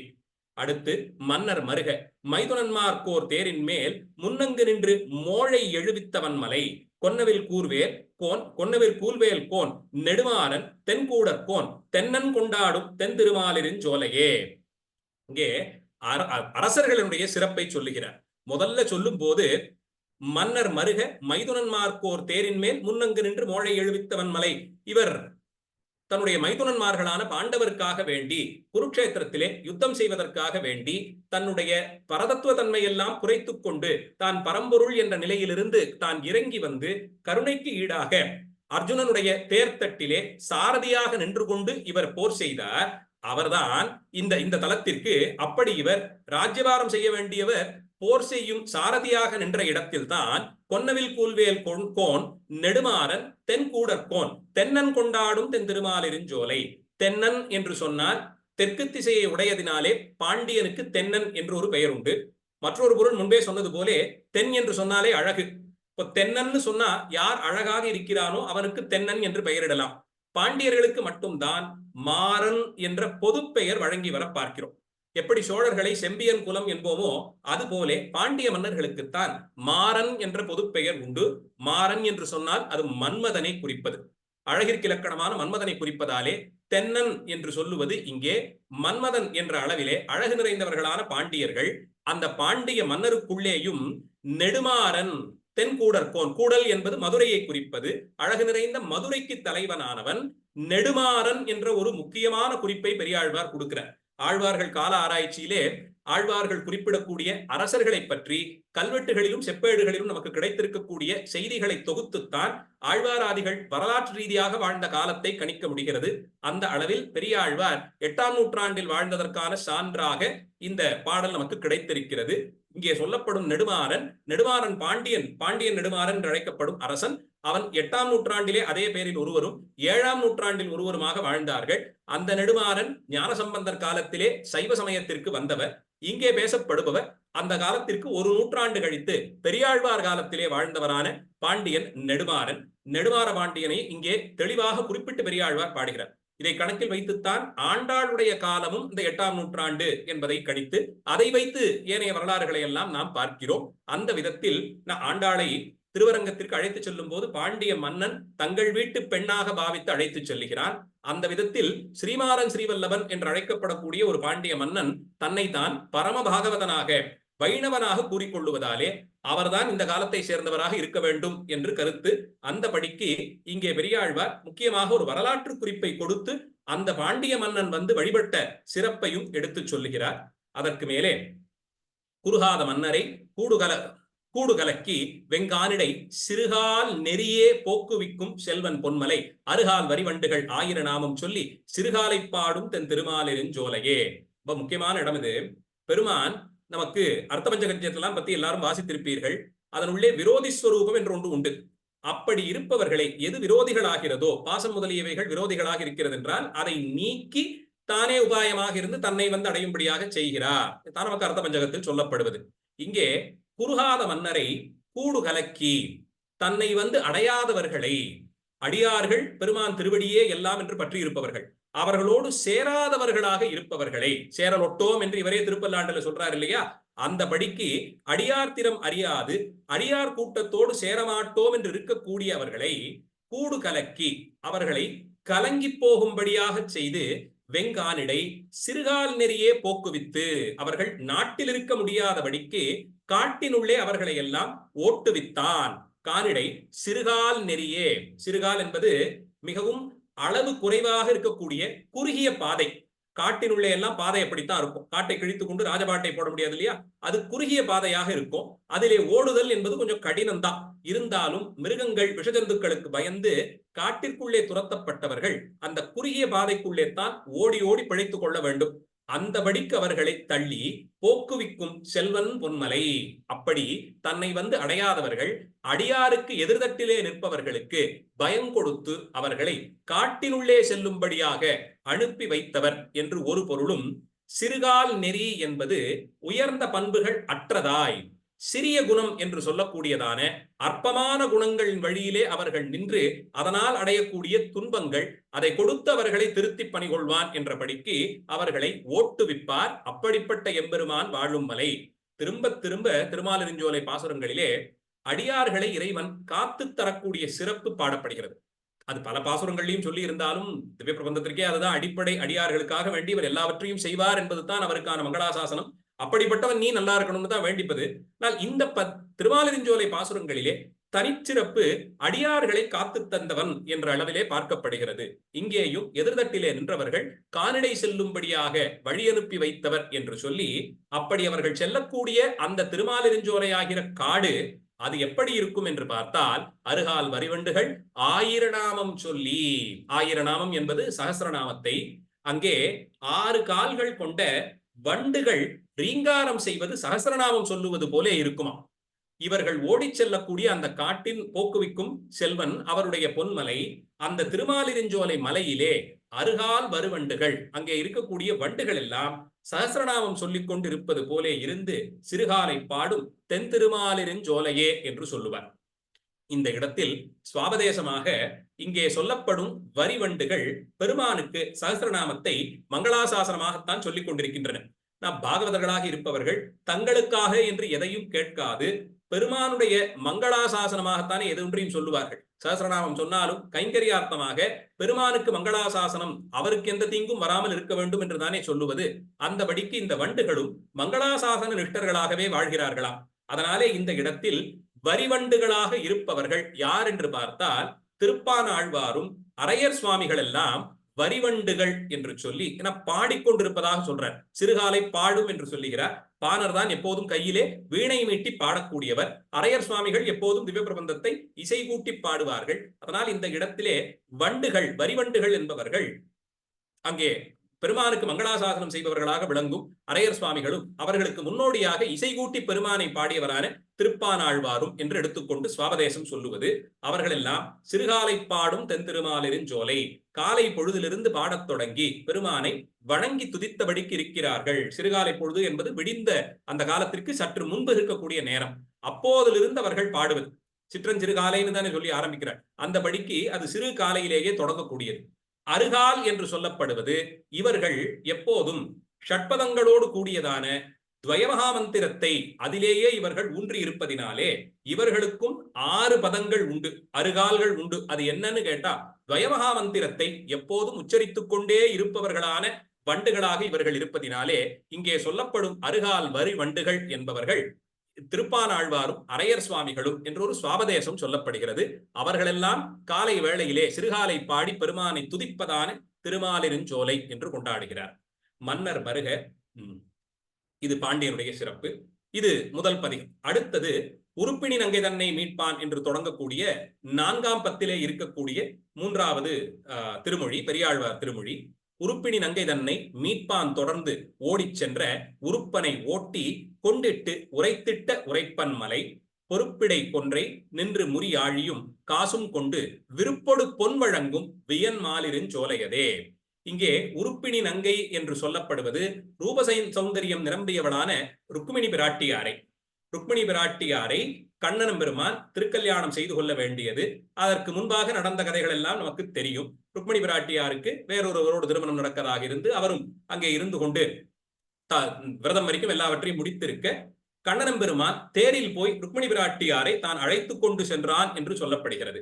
உருப்பினி நங்கை தன்னை மீட்பான் தொடர்ந்து ஓடிச் சென்று, உருக்கன் என்பவன் உருப்பனை என்று பாடுகிறார். ருக்மிணி பிராட்டியாரோட பிறந்தவன், அவனுக்கு ருக்மன் என்று பெயர். அந்த ருக்மன் கண்ணன் பெருமான் தாயாரை தேரிலே ஏற்றிக்கொண்டு தேரை வேக வேகமாக தாயார் செலுத்த முன்னேறி சென்ற அந்த காலத்திலேயும் தொடர்ந்து ஓடி வந்தானாம். எப்படியாவது ருக்மிணியை அந்த தேரிலிருந்து இறக்கி அவரை திருமணம் செய்து கொடுத்து விட வேண்டும் என்று, கண்ணனோடு அவள் சேராது பார்த்து கொள்ள வேண்டும் என்று ருக்மன் என்பவன் தொடர்ந்து வந்திருக்கிறான். அவனை ஓட்டிக்கொண்டு இட்டு உரைத்திட்ட, தேரை செலுத்திய வேகத்திலேயே கண்ணன் பெருமான் அவனை உரைத்திட்டாராம். தரையோடு தரையாக தேய்த்தார் போலே அவனை அழித்து தான் சென்றான் என்று.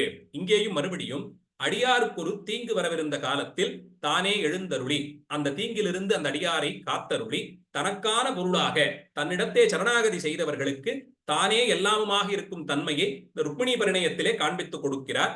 அந்த ருக்மிணி தாயார் அதற்கு முன்பாக அவருக்கு எழுதக்கூடிய அந்த கடிதாசியில் எல்லாம் கூட எவ்வளவு தூரத்திற்கு ஸ்ரீ வைஷ்ணவ சம்பிரதாய பொருள் பொதிந்து எழுதுகிறாள் என்று பார்க்கிறோம்.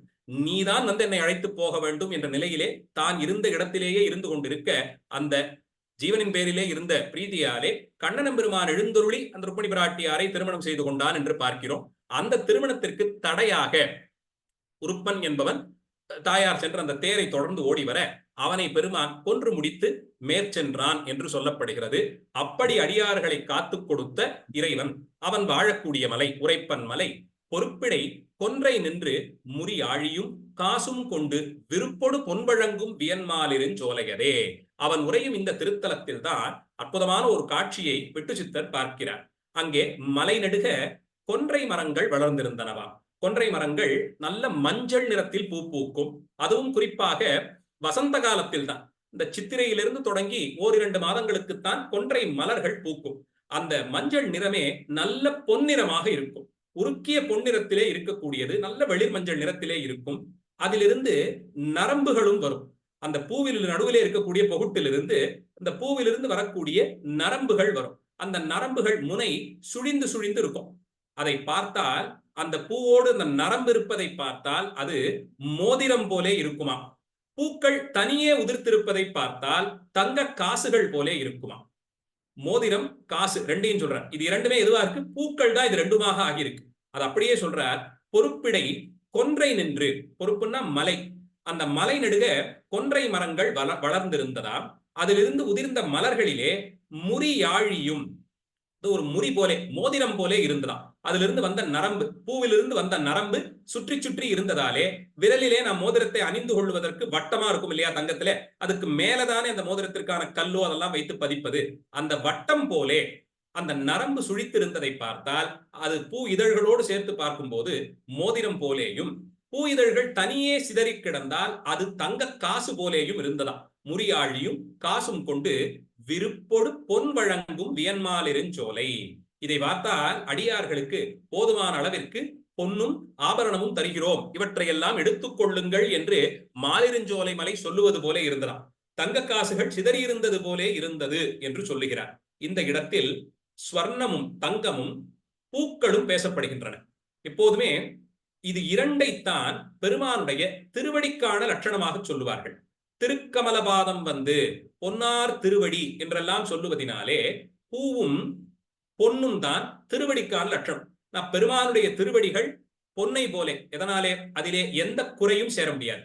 பொன்னினுடைய சிறப்பு என்ன? அதற்கு எந்த குறையுமே அதிலே சேரவே முடியாது. அதனால்தான் ஸ்வர்ணத்திற்கு தோஷம் சொல்லுவதில்லை. அதிலே என்ன குறையும் கலக்க முடியாது என்பது அதற்கு ஒரு தனிச்சிறப்பு. எத்தனை காலமானாலும் அந்த ஸ்வர்ணம் அப்படியே இருக்கக்கூடியது. மற்றொன்று பூ, இதையும் திருவடிக்கு லட்சணமாக சொல்லுவார்கள். மிருதுத்தன்மையினாலும் தன்னை அடைவதற்கு அது வரவேற்பது போல இருக்கும். அழகான ஒரு மலர் பூத்திருந்தால் கிட்டே போய் பார்க்கணும்னு எவ்வளவு கடுமையான நெஞ்சுடையவருக்கும் ஒரு ஆசை வரும் அல்லவா? அதுபோலே பெருமானுடைய திருவடிகளை பார்த்த மாத்திரத்தில் அதில் போய் நாம் பதிந்திருக்க வேண்டும் என்ற எண்ணம் வரும். அதனால்தான் திருவடிகளை சொல்லும் போது எப்போதுமே திருக்கமலபாதம் என்றுதானே திருப்பானாழ்வார் சொல்லுகிறார். திருப்பாதம் கமலபாதம். திரு என்பது பொன்னார் திருவடியையும், கமலம் என்பது பூவார் திருவடியையும் சொல்லுவது. இது இரண்டும் தான் திருவடிக்கு லட்சணமாக சொல்லப்படுவதாலே அந்த திருக்கமலபாதம் என்ற அளவிலே இது சொல்லும் பொழுது திருவேங்கடமுடையானுக்கு சொல்லும் போது பூவார் கடல்கள் அருவினையேன் பொருந்துமாறு புனராயே என்பார் இல்லையா? அந்த திருவடிகளை, திருவேங்கடமுடையானுடைய திருவடிகளை பூவார் கடல்கள் என்றும், காஞ்சி தேவராஜ பெருமானுடைய திருவடிகளை சொல்லும் போது துயரறு சுடரடி என்று சொல்வதனாலே அது பொன்னார் திருவடி என்றும் எடுத்துக் கொள்வார்கள். பெரிய பெருமாளுக்கு மட்டும்தான் திருக்கமலபாதம் என்று பொன்னார் திருவடியும் பூவார் திருவடியுமாக இரண்டையுமே பெரிய பெருமாளிடத்தை பார்க்கலாம்னு சொல்லுவதுண்டு. அந்தபடிக்கு இங்கேயும் பூவும் பொன்னையும் இந்த மலையெங்கிலும் வழங்குகிறதாம். எப்படி? விருப்போடு வழங்குகிறதாம். வருபடியார்களுக்கெல்லாம் பூவோடும் பொன்னோடும் ஒப்பிடப்படுவதாய் விளங்கும் பெருமானுடைய திருவடி சம்பந்தம் நிச்சயமாக கிடைத்துவிடும் என்று பொருள்பட திருமாலிருஞ்சோலையினுடைய சிறப்பு இங்கே வந்தால் எப்படி அந்த கொன்றை மரத்திலிருந்து சிந்தி இருக்கக்கூடிய பூக்கள் தங்கத்தால் செய்த ஆவரணம் போலும் பொற்காசுகள் போலும் இருக்கின்றனவோ, அதுபோலே இந்த மலைக்கு வந்தவர்கள், திருமாலிருஞ்சோலை அடைந்தவர்களுக்கு பெருமானுடைய பூவார் திருவடியும் பொன்னார் திருவடியுமாக விளங்கக்கூடிய அந்த திருவெட்கமல பாதத்தை இறைவன் தந்தே தீருவார் என்றபடிக்கு விருப்போடு தான் வழங்குகிறார். வருமடியாருக்கெல்லாம் அதை விருப்போடு கொடுக்கக்கூடிய மலை என்று திருமாலிருஞ்சோலையை சொல்லுகிறார். மேலே மாலிருஞ்சோலை என்னும் மலையுடைய மலையை நாலிரு மூர்த்தி தன்னை நால்வேத கடலமுதை மேலிரும் கற்பகத்தை வேதாந்த விழுப்பொருளில் மேலிருந்த விளக்கை விட்டு சித்தன் விரித்தனனே. எவ்வளவு தூரத்திற்கு இதிலே பெருமானை கொண்டாடுகிறார். மாலிருஞ்சோலை என்னும் மலையுடைய மலையை, பெருமானுடைய திருவுருவத்தை சொல்லும் போது கருமாணிக்க மலைமேல்னு சொல்லித்தான் ஆழ்வார் மங்களாசாசனம். பச்சைமா மலை போல் மேனியின் தான் மங்களாசாசனம். ஆனால் இந்த திருமேனியே மலை போலே வளர்ந்திருப்பது என்ற அளவிலே கருமாணிக்க மலைமேல்னு தானே பாடுறார் நம்மாழ்வாரும். அந்தபடிக்கு இந்த மலையுடைய பெருமலையாக இவரே இருக்கிறார். அந்த மலையாகவே அவரே இருக்கிறார். நாலிரு மூர்த்தி தன்னை நால்வேத கடலமுதை, நான்கு வேதங்களும் அது கடலிலிருந்து கடைந்தெடுக்கப்பட்ட அமிர்தத்தை போலே நான்கு வேதங்களினுடைய முடிந்த முடிவாக வேதங்களை கடைந்து அதனுடைய நிறைவிலே பார்த்தால் அதனுடைய நிறைவு பொருளாக விளங்குபவர் ஸ்ருதி சிரசி விதீப்தே என்றுதானே ராமானுஜாச்சாரியரும் ஸ்ரீபாஷ்யத்தினுடைய தொடக்கத்துல சொல்ற. அப்படி ஸ்ருதியினுடைய தேர்ந்த பொருளாக இருக்கக்கூடியவர் என்று, ஸ்ருதியின் மேல் விளங்கிட்ட பொருளாக இருப்பவர், அது அப்படியே தமிழ் படுத்தியிருக்கார். இதைத்தான் வடமொழியில கொண்டு போயிருக்கணும். மேலிரும் கற்பகத்தை வேதாந்த விழுப்பொருளின் மேலிருந்த விளக்கை என்கிறார். முடிந்த முடிவாக இருப்பது வேதாந்தத்தை, வேதத்தினுடைய முடிந்த முடிவாக இருக்கும் உபனிஷத்துக்கள் வேதாந்தத்தை எல்லாம் விசாரம் செய்து கொண்டே போனால் அதன் முடிந்த முடிவாக இருக்கக்கூடியவன், அதனுடைய தெளிந்த பொருளாக பிரகாசமாக தன்னை காண்பித்து கொடுப்பவன், வேதாந்த விழுப்பொருளில் மேலிருந்த விளக்கு என்றே பெயரிட்டு அவரை விட்டு சித்தன் விரித்ததாக இந்த திருமொழியை நிறைவு செய்கிறார். இது தாண்டி இந்த இரண்டு திருமொழிகளும் அந்த மலையினுடைய சிறப்பு, இயற்கை எழில், அங்கே இருந்த மக்களினுடைய நிலை, இதெல்லாம் பாடிட்டு வருவர். ஐந்தாம் திருமொழியினுடைய நிறைவிலே நாமே பார்த்து கொள்ளலாம். பெரியாழ்வாருக்கு ஒரு விதமான அந்த கடைசி காலத்திலே பெருமானை சென்று சேர்வதற்கான ஆர்த்தி, ஒரு துவரை ஏற்படும். அது ஏற்பட ஏற்பட எப்படி ஆர்த்தி பிரபந்தத்திலே மணவாள மாமுனிகள் எம்மை உன் திருவடிகளிலே சேர்த்துக் கொள்ள வேண்டும் என்று ராமானுஜரிடத்தே அழுது மன்றாடி விண்ணப்பம் செய்வாரோ, அதே போலே இங்கேயும் உன்னையே நம்பி இருக்கிறேன், நீ கைவிட்டு விட்டால் எனக்கு வேறு யார் உள்ளார்கள், அழகர் பெருமானிடத்தை விண்ணப்பம் வைத்து உன்னை வந்து நான் சேரும்படியாக அருள வேண்டும்னு அழுது தீர்ப்பார். சாதாரணமா எடுத்து வாசித்தாலே அந்த தெளிந்த அளவிலே ஒரு பொருள் விளங்கினாலுமே கூட கண்ணை கலங்க வைப்பதாக இருக்கும் இந்த பதிகங்கள்லாம். கடைசி 5 திருமொழிகளுமே பெரியாழ்வாருடையது தாம் அந்த நிறைவை அடைய பெருமானை சென்று அடைய வேண்டும் என்ற ஆர்த்தியோடையே அதை பாடிக்கொண்டு செல்லுவார். அந்தபடிக்கு துக்கச் சுழலையை என்று தொடங்கக்கூடிய திருமொழியிலே துக்கச் சுழலையை சூழ்ந்து கிடந்த வலையை அறப்பறித்து புக்கினில் புக்குன்னை கண்டுகொண்டேன் இனி போக விடுவதுண்டே மக்கள் இருவரை கல்லிடை மோத இழந்தவள் தன் வயிற்றில் சிக்கன வந்து பிறந்து நின்றாய் திருமாலிருஞ்சோலையந்தாய். என்னுடைய பிறப்பை அறுத்து கொடுக்க வேண்டியவன் நீ உன்னை நான் எப்படி அடையாளம் கண்டுகொண்டேன்? 6 குழந்தைகளை கல்லிடையே மோதவிட்டு கம்சனான கொடியவன் கொன்று முடிக்க 7ஆவதாக அவள் வயிற்றிலே அவளுடைய அந்த வயிறு விளங்க நீ வந்து சேர்ந்தாய். எனக்கு இனியொரு தாய்க்கருவில் பிறவாத வண்ணம் இந்த பிறவியை துக்கச் சுழலையை சூழ்ந்து கிடந்த வலையை, பிறவியே துக்கச் சுழலை, அந்த துக்கத்திலே நான் சூழ்ந்திருக்கிறேன். அதை சுற்றி வினையாகிற வலை அதுவும் பின்னப்பட்டிருக்கிறது.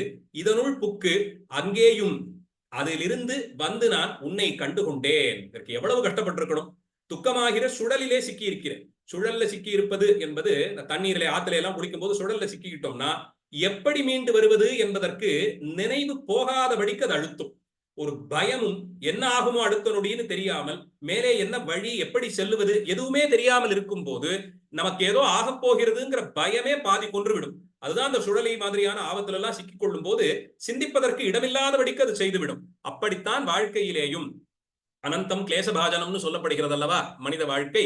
அதிலே சூழ்ந்து அந்த துக்கமாகிற சுழலிக்குள்ளே நான் சிக்கி தவித்து கிடந்த காலத்தில் அதை சூழ்ந்து வினையாகிற வலையும் என்னை சேர்த்து பின்னிவிட பிறப்பு இறப்புன்னு மீண்டும் மீண்டும் இதிலேயே சுழன்று கொண்டிருந்த எனக்கு அதனுள்ளே அறப்பறித்து புக்கினில் புக்குன்னை கண்டுகொண்டேன். அதிலே உள்ளே புகுந்த உன்னை நான் கண்டுகொண்டேன். எவ்வளவு கடினம் தெரியுமா? இந்த நிலையில் இருந்து கொண்டு உன்னுடைய சிறப்பை நான் அறிந்து கொள்வது. அத்தனை கடினமான நிலையிலும் உன் திருவருள் துணையினாலே உன்னை கண்டுகொண்ட பிறகு இனி போக விடுவதுண்டே, இனி உன்னை நான் விட்டு விடுவேனா? மக்கள் அறுவரை கல்லிடை மோத இழந்தவள் தன் வயிற்றில் சிக்கென வந்து பிறந்து நின்றாய் திருமாலிருஞ்சோலையந்தாய் என்று கிருஷ்ணாவதார காலத்தை சொல்லி கண்ணனம் பெருமான் காண்பித்து கொடுத்த வழியிலே நான் இதிலிருந்து மீண்டிருக்கிறேன். நேரடியாக கீதையை அனுசரித்து அதன்படி அமைத்துக் கொண்ட வாழ்க்கையிலே தேர்ந்த ஞானம் அதுதானே. அதுல இருந்தானே வரேன். ஏன்னா ஆண்டாளுமே பின்னாடி சொல்லும் போது பெரியாழ்வார் விட்டு சித்தர் கேட்டிருப்பர் என்று சொல்லியிருக்கிறார். விட்டு சித்தர் தான் திருவரங்கர் தாம் பணித்த மெய்மை பெருவார்த்தை ஆகிற சரமஸ்லோக விசேஷத்தை விட்டு சித்தர் கேட்டிருப்பர் என்று ஆண்டாள் சொல்லுகிறார். இந்த துக்கச் சுழலியிலிருந்து தப்பித்து வருவதற்கு பிரஸ்தான திரயத்திலே 3ஆவதாக சொல்லப்படும் பகவத்கீதையினுடைய சாராம்சத்தை அவசியம் கற்று தேர்வார்கள். அது பிரதானமான காரியம். அதுதான் இது சம்சாரத்தினுடைய தன்மையை எடுத்து சொல்லி இதுல இருக்கக்கூடிய ஆபத்துகளை சுட்டிக்காட்டி இதிலிருந்து மீளுவதற்கு இன்னென்ன வழிகள் உண்டு, அந்த வழிகளிலே இதுதான் உன்னால் கொள்ளத்தக்கது என்று நிர்ணயம் செய்து கொடுத்தார் அல்லவா பகவத்கீதையிலே.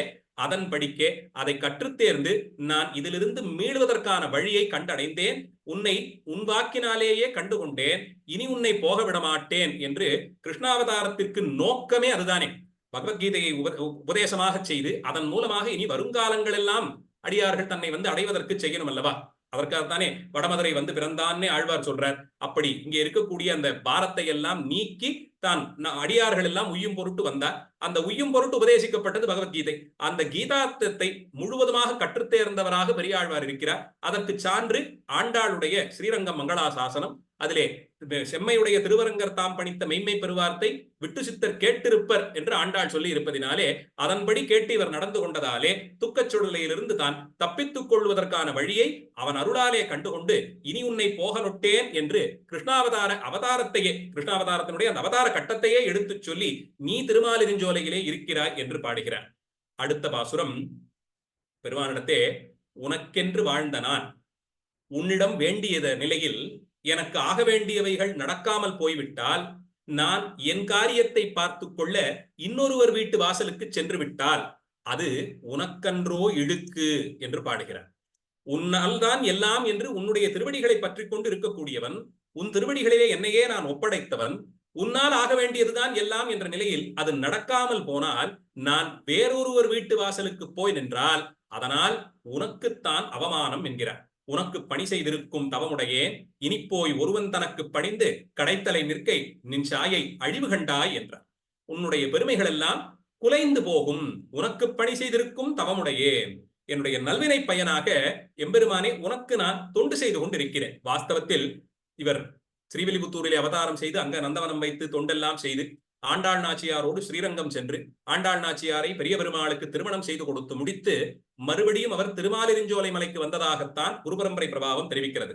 இங்கே வந்து தம்முடைய அந்திம தசையிலே திருமாலிருஞ்சோலையிலே ஒரு நந்தவனம் அமைத்து நாள்தோறும் அழகருக்கு திருமாலை கட்டி கைங்கரியம் செய்து கொண்டு இருந்து அங்கே தான் அந்த நிறைவான பதிகங்களை எல்லாத்தையும் அவர் பாடுறார். திருமொழிகள் எல்லாம் அங்கத்தான் பாடப்படுகிறது. அங்கிருந்தே அவர் வைகுந்தம் சென்றார் என்று சொல்லப்படுகிறது. இன்னைக்கும் மாலிருஞ்சோலையிலே அழகர் கோயிலுக்கு வடக்கு புறத்திலே ஒரு நந்தவனம் அமைத்து அந்த நந்தவனத்திற்கு நடுவே ஒரு 4 கால் மண்டபம் உண்டு. அதுதான் பெரியாழ்வாருடைய திருவரசாக கொள்ளப்படுகிறது. இன்னைக்கும் ஆனி சுவாதி பெரியாழ்வார் சாத்தமுறை அன்று அழகர் பெருமாள் உபயநாச்சிமார்களோடு அந்த மண்டபத்திற்கு எழுந்தருளி தீர்த்தம் ஸ்ரீசடாரி விநியோகம் எல்லாம் ஏற்படுத்தி இருக்கிறார்கள். அந்தபடிக்கு பெரியாழ்வார் தாம் நிறைவு காலத்தை அந்திம தசையை கழித்தது இங்கே தான்.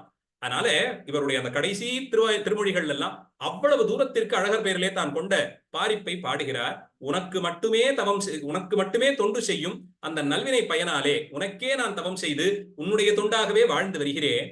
இனி போய் ஒருவன் தனக்கு பணிந்து கிடைத்தலை நிற்கை. இனி உன்னை இதுகாரும் நம்பினேன், உன்னால் ஆக வேண்டியது எதுவும் நடக்காமல் போய்விட்டது.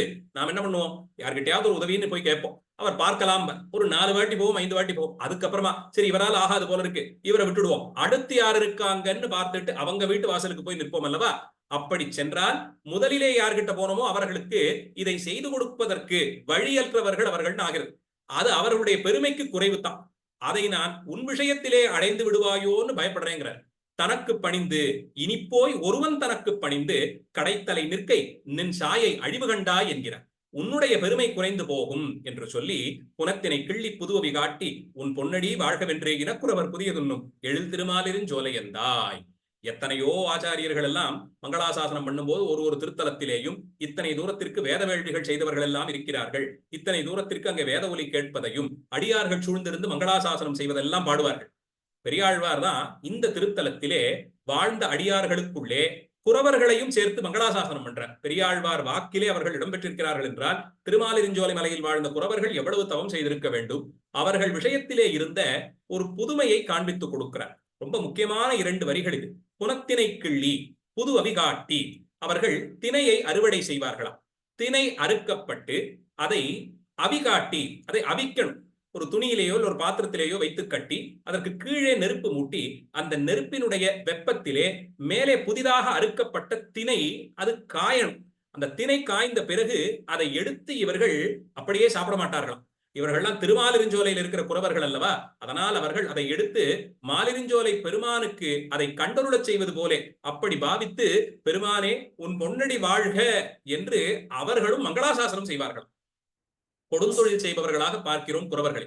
உயிர்கொலை செய்பவர்கள் அவர்கள் கூட திருமாலிருஞ்சோலை மலையை அண்டி இருப்பதாலே அவர்கள் தமக்கான அந்த அமுது செய்யும் காலத்திற்கு முன்பாக அதை இறைவனுக்கென்று காண்பித்து கொடுத்து பெருமானுக்கு அதை காண்பித்து கொடுத்து உன் பொன்னடி வாழ்க என்று அவர்கள் கூட மங்களாசாசனவர்களாகவே இருக்கிறார்களாம். மாலிருஞ்சோலை மலையிலே உன் பொன்னடி வாழ்க என்று இனக்குறவர் புதியதுன்னும் புதிதாக அறுக்கப்பட்டது என்று சொல்லுகிறார். இந்த புதிதாக அறுக்கப்பட்ட திணை இது அறுக்கப்படுவது பங்குனி மாதத்துல தான். நம் மழை பெய்து முடித்த பிறகுதான் திணை நடுவார்கள். களிமண்ல தான் நட முடியும். அதனால புரட்டாசி மாதத்திற்கு அப்புறமாக பழைய காலத்துல இந்த மாத கணக்குல தானே எல்லா வெப்பநிலையெல்லாம் இருந்தது. அதன்படி புரட்டாசி ஐப்பசி மழைக்காலம் அது முடிந்த பிறகு கார்த்திகை மார்கழி பனியிலே தான் அந்த திணை வளரும். தை மாசியிலே அது நன்கு வளர்ந்து முடித்து 4 மாதங்கள் கழித்து பங்குனியிலே அது அறுவடை செய்யப்பட்டு அதை சித்திரை மாதத்திலே இவர்கள் விழாவெடுத்து கொண்டாடுவார்கள் என்று சொல்லப்படுகிறது. அப்படி அவர்கள் இனக்குறவர் புதியதுன்னும் திருமாலிருஞ்சோலையந்தாய். அந்த குறவர்களும் உன் பொன்னடி வாழ்க என்று மங்களாசாசனம் செய்துத்தான் தங்களுக்கானவற்றையும் உண்கிறார்கள் என்று சொல்லப்படுகிறது. காதம் பலவும் திரிந்து உழன்றேற்கு அங்கோர் நிழலில்லை நீருமில்லை உன் பாத நிழலல்லால் மற்றோர் உயிர்ப்பிடம் நான் எங்கும் காண்கின்றேன். தூது சென்றாய் குருபாண்டவர்க்காய் அங்கோர் பொய்ச்சுற்றம் பேசிச் சென்று பேதம் செய்து எங்கும் பிறம்படுத்தாய். திருமாலிருஞ்சோலை எந்தாய். காதம் பலவும் திரிந்து, ஒரு காதம் நடக்கிறது இல்லை. ஒரு காதம்ங்கிறது காத தூரம் போறதுன்னு சொல்லுவாங்க. ஒரு காதம் இல்லை, பல காதம் திரிந்தேன்.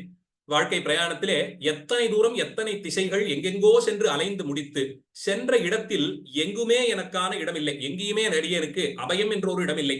சென்ற இடமெல்லாம் நீரும் இல்லாமல் நிற்க நிழலும் இல்லாமல் துன்பப்பட்டேன். மறுபடியும் சம்சாரம் சாகரம் கோரம் அனந்தம் கிளேசபாஜனம் என்ற வரியைத்தான் இங்கேயும் நினைக்க முடிகிறது. இந்த பிறப்பினுடைய தன்மையே அப்படித்தான். அது நிழல் போலே இருக்கும், ஆனால் எல்லாம் காணல் நீர் தான். நீர் தருவது போலே இருக்கும், ஆனால் அது பற்றாக்குறையாத்தான் இருக்கும். அந்தபடிக்கு பிறந்த இந்த ஒரு பிறவியிலே செய்த வாழ்க்கை பிரயாணத்தில் எத்தனை எத்தனை காத தூரங்கள் வெவ்வேறு திசைகளில் எல்லாம் சென்றேன். ஒரு இடத்திலும் நிழலும் இல்லை ஐயா, நீரும் கிடைக்கவில்லை. எல்லாம் நிறைவுற்று எம்பெருமானே உன்னுடைய திருவடியை வந்து அடைந்தேன். உன் பாத நிழலால் மற்றொரு உயிர்ப்பிடம் நான் எங்கும் காண்கின்றிலே. இந்த திருவடி நிழலை தவிர மற்றொரு நிழலை நான் எங்கும் காணவில்லை. இதுதான் சாயை. இந்த சாயையோடு ஒன்றி இருப்பது தான் அடியேனுக்கான இடமாகிறது. இந்த திருவடி நிழலை தவிர வேறொன்றும் எனக்கு நிழலாகவில்லை. உயிருக்கு ஆதாரமாக ஆதரவாக இருப்பது பெருமானுடைய திருவடி தாமரைகள் அன்றி மற்றொன்றும் இல்லை என்பதை காண்பித்துக் கொடுக்கிறார். தூது சென்றாய் குருபாண்டவர்க்காய் அங்கோர் பொய்ச்சுற்றம் பேசிச் சென்று வேதம் செய்தெங்கும் பிணம்படுத்தாய் திருமாலிருஞ்சோலையந்தாய். அன்று யாரும் செய்ய துணியாத செயலாக ஓலை கட்டி தூது நடந்தாய். குரு வம்சத்திலே வந்த பஞ்சபாண்டவர்களுக்காக வேண்டி நீ ஓலை கட்டி தூது நடந்து போய் உன்னுடைய எளிமையின் தன்மையை அத்தனை தூரத்திற்கு காண்பித்து கொடுத்தாய். கௌரவர் சபையிலே எப்படியும் துரியோதனன் துச்சாதனன்லாம் பெருமானை மதிக்க மாட்டார்கள், அவமானப்படுத்துவார்கள் என்பது அறிந்தும் கூட அந்த சபைக்கு உன்னை நம்பிய பாண்டவர்களுக்காக வேண்டி, உன்னை நம்பிய பாஞ்சாலிக்காக வேண்டி ஓலை கட்டி நீ தூது நடந்தாய். தூது சென்றாய் குருபாண்டவர்க்காய் அங்கோர் பொய்ச்சுற்றம் பேசிச் சென்று. பெருமானுடைய கருணை குணக்கு இதை கருணை குணத்திற்கு அவருடைய எளிமைக்கு நீர்மைக்கு இதுதான் ஆகச்சிறந்த உதாரணமாக சொல்லுவார்கள். தூது நடந்தவனுடைய அந்த சிறப்பை தான் எப்போதும் கொண்டாடுவார்கள். அந்தபடி இந்த பாசுரத்திலே எல்லா நிலையிலும் சுற்றி திரிந்த அடியேனுக்கு கடைசியில் இளைப்பாற கிடைத்ததென்னவோ உன் திருவடி நிழல்தான் என்று சொல்லும் இடத்தில் பெருமானுடைய எளிமை குணத்தை விலட்சணமாக காண்பித்து தரும். அவன் பஞ்சபாண்டவர்களுக்காக தூது நடந்த பாண்டவ தூது சென்ற அந்த சரித்திரத்தை நினைவு கொண்டு அவர்களுக்காக வேண்டி எத்தனை தூரம் எவ்வளவு செய்திருக்கிறாய். தூது சென்ற காலத்திலிருந்து தொடங்கி படிப்படியாக அங்கே பாஞ்சாலி குழல் முடிக்கும் தனையும் நீ செய்த அத்தனை செயல்களும் உன்னுடைய எளிமையை என்றோ காண்பித்து தந்தது. நீ யாருக்காக சென்றாயோ அந்த பாண்டவர்களுக்குள்ளே கூட உன்னை எதிர்த்து நின்றார்கள். அதிலே அர்ஜுனன் உனக்கு அத்தனை பேச்சு பேசியிருக்கிறான். சகதேவன் நீ ஒரு திட்டம் போட்டு அவன் வேறு விதமா திட்டம் தீட்டுகிறார். தர்மபுத்திரர் எத்தனை சொன்னாலும் தர்மத்திலிருந்து பிழற மாட்டேங்கிற அளவிலேயே நிற்கிறார். இத்தனை பேருக்கும் நடுவிலேயும் அவரவர்கள் அத்தனை பேருக்கும் அவர்கள் உய்யும் பொருட்டு உன்னை சரணடைந்தார்கள் என்ற ஒரு காரணத்திற்காக எத்தனை மாயச் செயல்கள் செய்ய முடியுமோ அத்தனை மாயச் செயல்கள் செய்து பஞ்சபாண்டவருக்காக யுத்தம் செய்து கொடுத்தாய். அதன்படியே எனக்கும் உன் திருவடி நிழலல்லால் மற்றொன்றும் பற்றிடாது இருக்கிறேன் என்று பாடுகிறார். சென்றுலகம் குடைந்தாடும் சுனை திருமாலிருஞ்சோலை தன்னுள் நின்றபிரான் அடிமேல் அடிமைத்திறம் நேர்பட விண்ணப்பம் செய். இந்த திருமொழிக்கு ஒரு தலைப்பே கொடுத்துடுற. திருமாலிருஞ்சோலை தன்னுள் நின்றபிரான் அடிமேல் அடிமைத்திறம் நேர்பட செய்த விண்ணப்பம் இது. அப்படியே இதை ஒரு தலைப்பாகவே கொடுத்து விட்டார். அவருடைய திருவடிகளிலே என்றும் நீங்காது உனக்கு மட்டுமே தொண்டு செய்து அந்த தொண்டினால் நீ உகக்க வேண்டி பார்த்திருத்தல், இதை தவிர வேறொன்றுமே அடியனுக்கு விண்ணப்பம் இல்லை. வேறொன்றையும் அடியேன் கேட்டு செய்யவில்லை. உன்னிடத்தே நீங்காது செய்யும் தொண்டு ஒன்றை தவிர அதை மட்டுமே கேட்டிருக்கிறேன்னு சொல்லி பெருமானுடைய திருவடிகளிலே பொந்திகள் மாடம் பொலிந்து தோன்று புதுவை கோன் விட்டு சித்தன் ஒன்றினோடு ஒன்பதும் பாடவல்லார் உலகமளந்தான் தமரே. எல்லா உலகத்தையும் அளந்து கொண்ட திருவிக்கிரம பெருமானுடைய திருவடிக்கு இவர்கள் அடியவர்களாக இருப்பார்கள்னு சொல்லி இந்த திருத்தலத்திற்கான புராணமாக விளங்கும் திருவிக்கிரம புராணத்தை வாமனாவதாரம் செய்து அதற்கு திருவிக்கிரமனாக வளர்ந்த புராணத்தை சொல்லுகிறார். ஏன்னா அந்த திருவடியை அலம்பிய போது வந்தது தானே இந்த சிலம்பாறு. அதனால் அந்த அவதாரத்தை திருவிக்கிரமாவதாரத்தினுடைய சிறப்பை நினைத்து அவருக்கு அடிமை செய்வார்கள் இவர்கள் எல்லாம்னு சொல்லி இந்த பதிகத்திற்கு ஒரு பலஸ்ருதி கொடுத்து நிறைவு செய்கிறார். அடுத்தது பெரியாழ்வாருடைய மகளான ஆண்டாள் நாச்சியார். ரொம்ப பிரபலமான பதிகம். ஆண்டாள் நாச்சியார் அர்ச்சாவதாரத்திலே 3 எம்பெருமான்களுக்கு மட்டும்தான் தனித்தனியே பதிகம் கொடுத்து மங்களாசாசனம் செய்திருக்கிறார். தனித்தனியே திருமொழி 3 பேருக்கு மட்டும்தான் செய்திருக்கிறார். ஒன்று கோயில், மற்றொன்று திருமலை, மற்றொன்று அழகர் மலை. கோயிலிலே விளங்கக்கூடிய பெரிய பெருமாள் விஷயமாக தாமுகக்கும் தம் கையில் சங்கமே போலாவோ அந்த திருமொழி நாச்சியார் திருமொழி, அது மங்களாசாசனம்.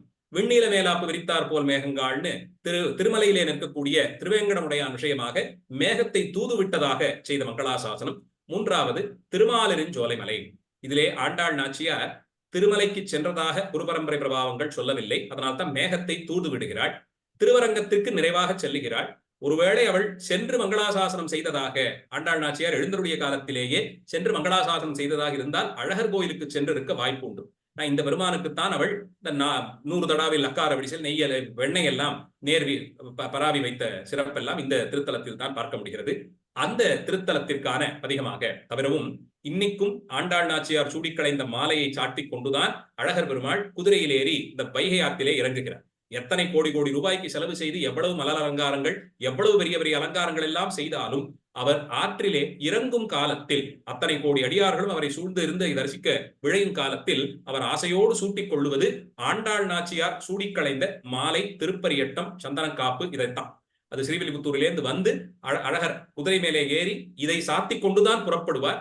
அப்படி ஆண்டாளுக்கு ஒரு நெருக்கம். 13ஆம் நூற்றாண்டிலே சுந்தரபாண்டியன் காலத்திய கல்வெட்டில், அந்த திருப்பணி செய்த கல்வெட்டுல அழகருடைய வாக்காகவே ஒரு கல்வெட்டு வருகிறது. அரசர்கள் சமயத்துல பெருமானுடைய வாக்கையே அப்படியே ஒரு மேற்கோள் காட்டுவது போலே எழுதுவார்கள் கல்வெட்டிலே. அப்படி சொல்லும் போது நம் கோதை பாட்டு கேட்டு எழுந்தருளிய நின்ற இடம்னு சொல்லி பெருமானே சொல்லுவது போலே. வேறு யாருக்கும் இந்த சிறப்பில்லை, நம்மாழ்வாருக்கு மட்டும்தான் சொல்லுவோம். பெருமான் நம்மாழ்வார் என்று அழைத்த சிறப்பு. அதுபோல இங்கே அழகருக்கு ஆண்டாளைத்தான் நம் கோதை பாட்டு என்று சொல்லுகிறார். இந்த நாச்சியார் திருமொழி பாசுரங்களை பெருமான் அந்த குறிப்பிட்ட மண்டபத்திலே எழுந்தருளி திருச்செவி சேர்த்திருக்க வேண்டும். அவர் கேட்ட அந்த இடத்திற்கு அதை பற்றிய கல்வெட்டு வரும்போது இந்த மண்டபத்திலே எழுந்தருளி, சுந்தரபாண்டியன் புரடுன்னு நினைக்கிறேன் அந்த மண்டபத்திற்கு பெயர், முத்துக்களால் அலங்காரம் பண்ணப்பட்ட அந்த சுந்தரபாண்டியன் திருமண்டபத்திலே எழுந்தருளி நம் கோதை பாசுரங்கள் கேட்டுக்கொண்டிருக்கும் காலத்திலேன்னு சொல்லி ஆண்டாளை நம் கோதை என்று சிறப்பித்த சிறப்பு அழகர் பெருமாளுக்கு உண்டு. அத்தகைய தனித்துவம் வாய்ந்த கோதை நாச்சியார் திருமொழியிலே இவள் 10வது திருமொழி நாச்சியார் திருமொழியிலே அது திருமாலிருஞ்சோலைக்கான மங்களாசாசனம். இந்த பதிகம் ஆண்டாள் ஒருவேளை நல்ல மழைக்காலத்திலே போயிருக்க வேண்டும் திருமாலிருஞ்சோலைக்கு. ஏன்னா மழைக்காலத்திலே வரக்கூடிய காட்சிகள் எல்லாவற்றையும் ஆண்டாள் நாச்சியார் வர்ணிக்கிறார். சிந்துர செம்பொடி போல் திருமாலிருஞ்சோலை எங்கும் இந்திர கோபங்களே எழுந்தும் பறந்திட்டனவால் மந்தரம் நாட்டியன்று மதுரக்கொழுஞ்சாறு கொண்ட சுந்தர தோளுடையான் சுழலையில் நின்று எய்துங்கொலோ. இந்த பெருமானுடைய தோள் வலிமையை, அவர் பல விஷயங்களையும் பராக்கிரம செயல்களை செய்கிறார். குவலையா பீடத்தை சம்ஹாரம் செய்வது, அதுபோல முஷ்டிக சானூர மல்லர்களை எல்லாம் துவம்சம் செய்ததுன்னு பல இடங்களிலும் தோல் வலிமையை காட்டுக் கொள்கிறார். ஆனால் அதில் எல்லாம் தனிச்சிறப்பு 1000 தோள்களாலே இவர் அலைகடலை கடைந்து அங்கிருந்து அமிர்தம் பெற்றதுதான். அது அப்படியே திருமங்கை ஆழ்வாரும் நமக்கு பெரிய கோயில் மங்களாசாசனத்திலே சொல்லிவிடுகிறார். 1000 தோளால் அலைகடல் கடைந்தான் அரங்கமாநகரம் இருந்தானே என்று சொல்லுவார். ஆனால் இவருடைய தோல் வலிமை அழகாக வெளிப்பட்டது பார்க்கடலை அமிர்தவந்தனம் செய்த காலத்தில் தான். அதை அப்படியே இங்கே மேற்கோள் காட்டுகிறாள் ஆண்டாள். மந்தரம் நாட்டி, மந்திர மலையை மத்தாக நாட்டி மதுர கொழுஞ்சாறு கொண்ட அமிர்தம் அதிலிருந்து புறப்பட்டு வரும்படியாக கடைந்த சுந்தரத்தோளுடையான், அதை கடைந்த அந்த தோல் வலிமையை இங்கே பாடுகிறார். தான் அங்க இருந்த தேவர்களுக்கெல்லாம் இந்த பார்க்கடலை கடைந்த போது அதிலிருந்து வரக்கூடிய அமிர்தத்தின் பேரிலே அடியார்களுக்கெல்லாம் எவ்வளவு பெரிய பராக்கிரமம் இது எவ்வளவு அசகாயமா செஞ்சுட்டு போறாரே, ஒரு சிரமமும் இல்லாமல் எவ்வளவு எளிமையா இதை செய்யறார். ஆஹா, அங்க பாருங்க அந்த தோல் வளைந்து வளைந்து அதை அவர் கடையும் அழகையெல்லாம் பாருங்கள்னு பெருமானுடைய திருமேனி சௌந்தரியத்தை தான் அப்ப கூட அவர்களும் ஈடுபட்டார்கள். ஒருவரும் அந்த அமிர்தம் வேண்டும் என்று கேட்டு நிற்கவே இல்லை அடியார்கள். தேவர்களுக்கு அது தேவை என்றால் சொல்லும் போது அவர்களுக்காக போய் இதை செய்தாயேன்னு கேட்கும் விதமாக எல்லாம் வியாக்கியானம். அவர்கள் என்ன பார்க்கடலை கடைந்த போது அந்த உப்புக்குத்தானே நின்றார்கள் என்பார். பார்க்கடலை கடைந்து அதை அமிர்தமாக இவர்கள் கொள்ளலாம். ஆனால் பெருமானே அமிர்தமாக இருக்கும் போது அதை விட்டுவிட்டு உப்புக்கடலிலிருந்து வரக்கூடியதை இவர்கள் காத்து நின்றார்களேன்னு சொல்வார்கள். அவர்கள் அமிர்தத்திலே நோக்கு கொண்டவர்கள், அதை பார்த்து நின்றார்கள். அடியார்களும் ஆழ்வார் ஆச்சாரியர்கள் எல்லாம் அந்த காலத்திலும் எம்பெருமானுடைய திருமேனி வடிவழகை பார்த்ததாலே அழகர் பெருமாள் தன் தோல் வலிமையை காட்டிக் கொடுத்தாராம் ஆண்டாளுக்கு. மந்திரமலையை நட்டு வாசுகியை கயிறாய் திரித்து பார்க்கடலை கடைந்து அதிலிருந்து மதுர கொழுஞ்சாறு என்று சொல்லப்படும் அமிர்தம் புறப்பட்டு வந்த அழகை பார்த்தாள். 1000 தோள்களோடு எத்தனை சுலபமாக இந்த காரியத்தை செய்கிறார். இந்த தோள்கள் என்றோ அழகு நிறைந்த தோள்கள், சுந்தர தோள் என்று அந்த தோளுக்கு மங்களாசாசனம் செய்கிறார். அதற்கு முன்பாக திருமாலிருஞ்சோலையை சொல்லும் போது மலை எங்கும் சிந்துர செம்பொடி தூவியது போலே, மஞ்சள் துகள் வீசியது போலே அந்த மலை முழுக்க இந்திரகோபங்கள் என்று சொல்லப்படும் பட்டுப்பூச்சிகள் நிறைந்திருந்தனவா. பட்டுப்பூச்சிகள் பறந்து பறந்தது அந்த இடத்தை எல்லாம் ஆக்கிரமித்து அது சுருட்டி கொண்டே இருந்தது. பார்ப்பதற்கு சிந்துர பொடி தூவி விளையாடியது போலே இருந்ததாம். தேவ மகளிர்கள் ஆடும் போது தூவிய பொடி என்பார்கள். அவர்கள்லாம் வந்து அங்கே குடைந்தாடும் சுனைன்னு பெரியாழ்வார் சொன்னார் இல்லையா.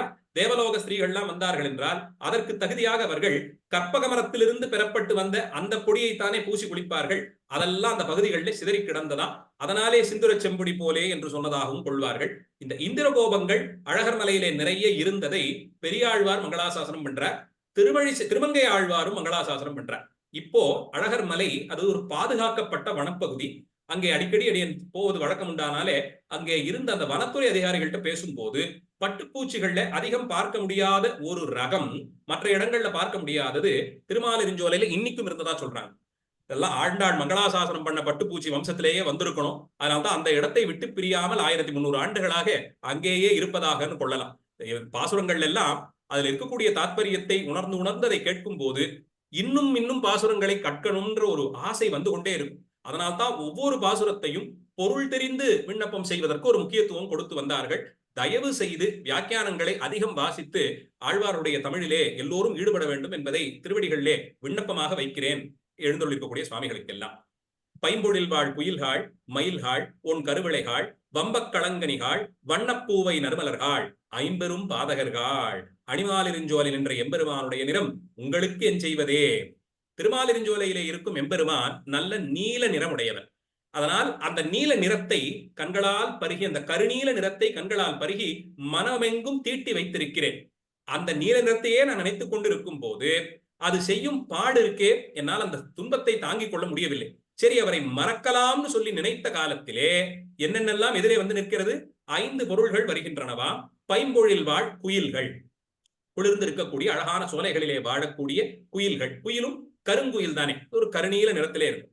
அடுத்தது மயில்காள், மழை பெய்திருந்ததுனால இந்த சோலைகள்லாம் நல்ல செழிப்போடு இருக்கு. அதிலே ஆடி விளையாட மயில்கள் எல்லாம் வந்தன. மயில்கள் வந்துட்டதுனாலே மழை வரப்போகுதுன்னு அர்த்தம். மயில்கள் வந்தன. அந்த மயிலும் கூட நல்ல கருநீல நிறத்திலே இருக்கும். அடுத்து உன் கருவிளைகாள் வம்பக் களங்கனிகாள் வண்ணப்பூவை நறுமலர்கள். கருவிளை என்று சொல்லப்படுவது ஒரு விதம் மலர், அதுவும் நல்ல நீல நிறமேறி இருக்கும். கருங்குவிளை என்பார்களே, அந்த கருவிளை மலர்கள் அது பூத்திருந்ததாம். அதை பார்த்தாலும் அந்த கருநீல நிறம் இறைவனை நினைவுபடுத்துவதாக. வம்பக் களங்கனிகாள், கனிகள் இந்த நாவல் பழங்களாக இருக்கக்கூடியவை, அதுவும் நல்ல கருநீல நிறத்தோடு இருக்கும். அதை பார்த்தாலும் எம்பெருமானுடைய ஞாபகம் வந்தது. வண்ணப்பூவை நறுமலர்கள், இங்கே பார்க்கக்கூடிய பூவை பூக்கள், பூவை மலர்கள், அதுவும் நல்ல நீல நிறத்தோடு இருக்கும். இந்த கருவிளைகளும் பூவையிலையும், பூவை நீரிலே பூப்பது, கருவிளை செடியிலே பூப்பது, இந்த 2 புஷ்பங்களும் நல்ல கருநீல நிறத்தோடு இருக்கும். பழங்கள் கருநீல நிறத்தோடு, குயிலும் மயிலுமாக திரும்பிய திசையெல்லாம் எம்பெருமானுடைய நிறத்தை நினைவுபடுத்துவதாக இருக்கின்றனவே. அதை பார்த்து சொல்லுகிறாள், ஐம்பெரும் பாதகர்கள். 5 பேரையும் பாதகர்களாக அறிவிக்கிறார்.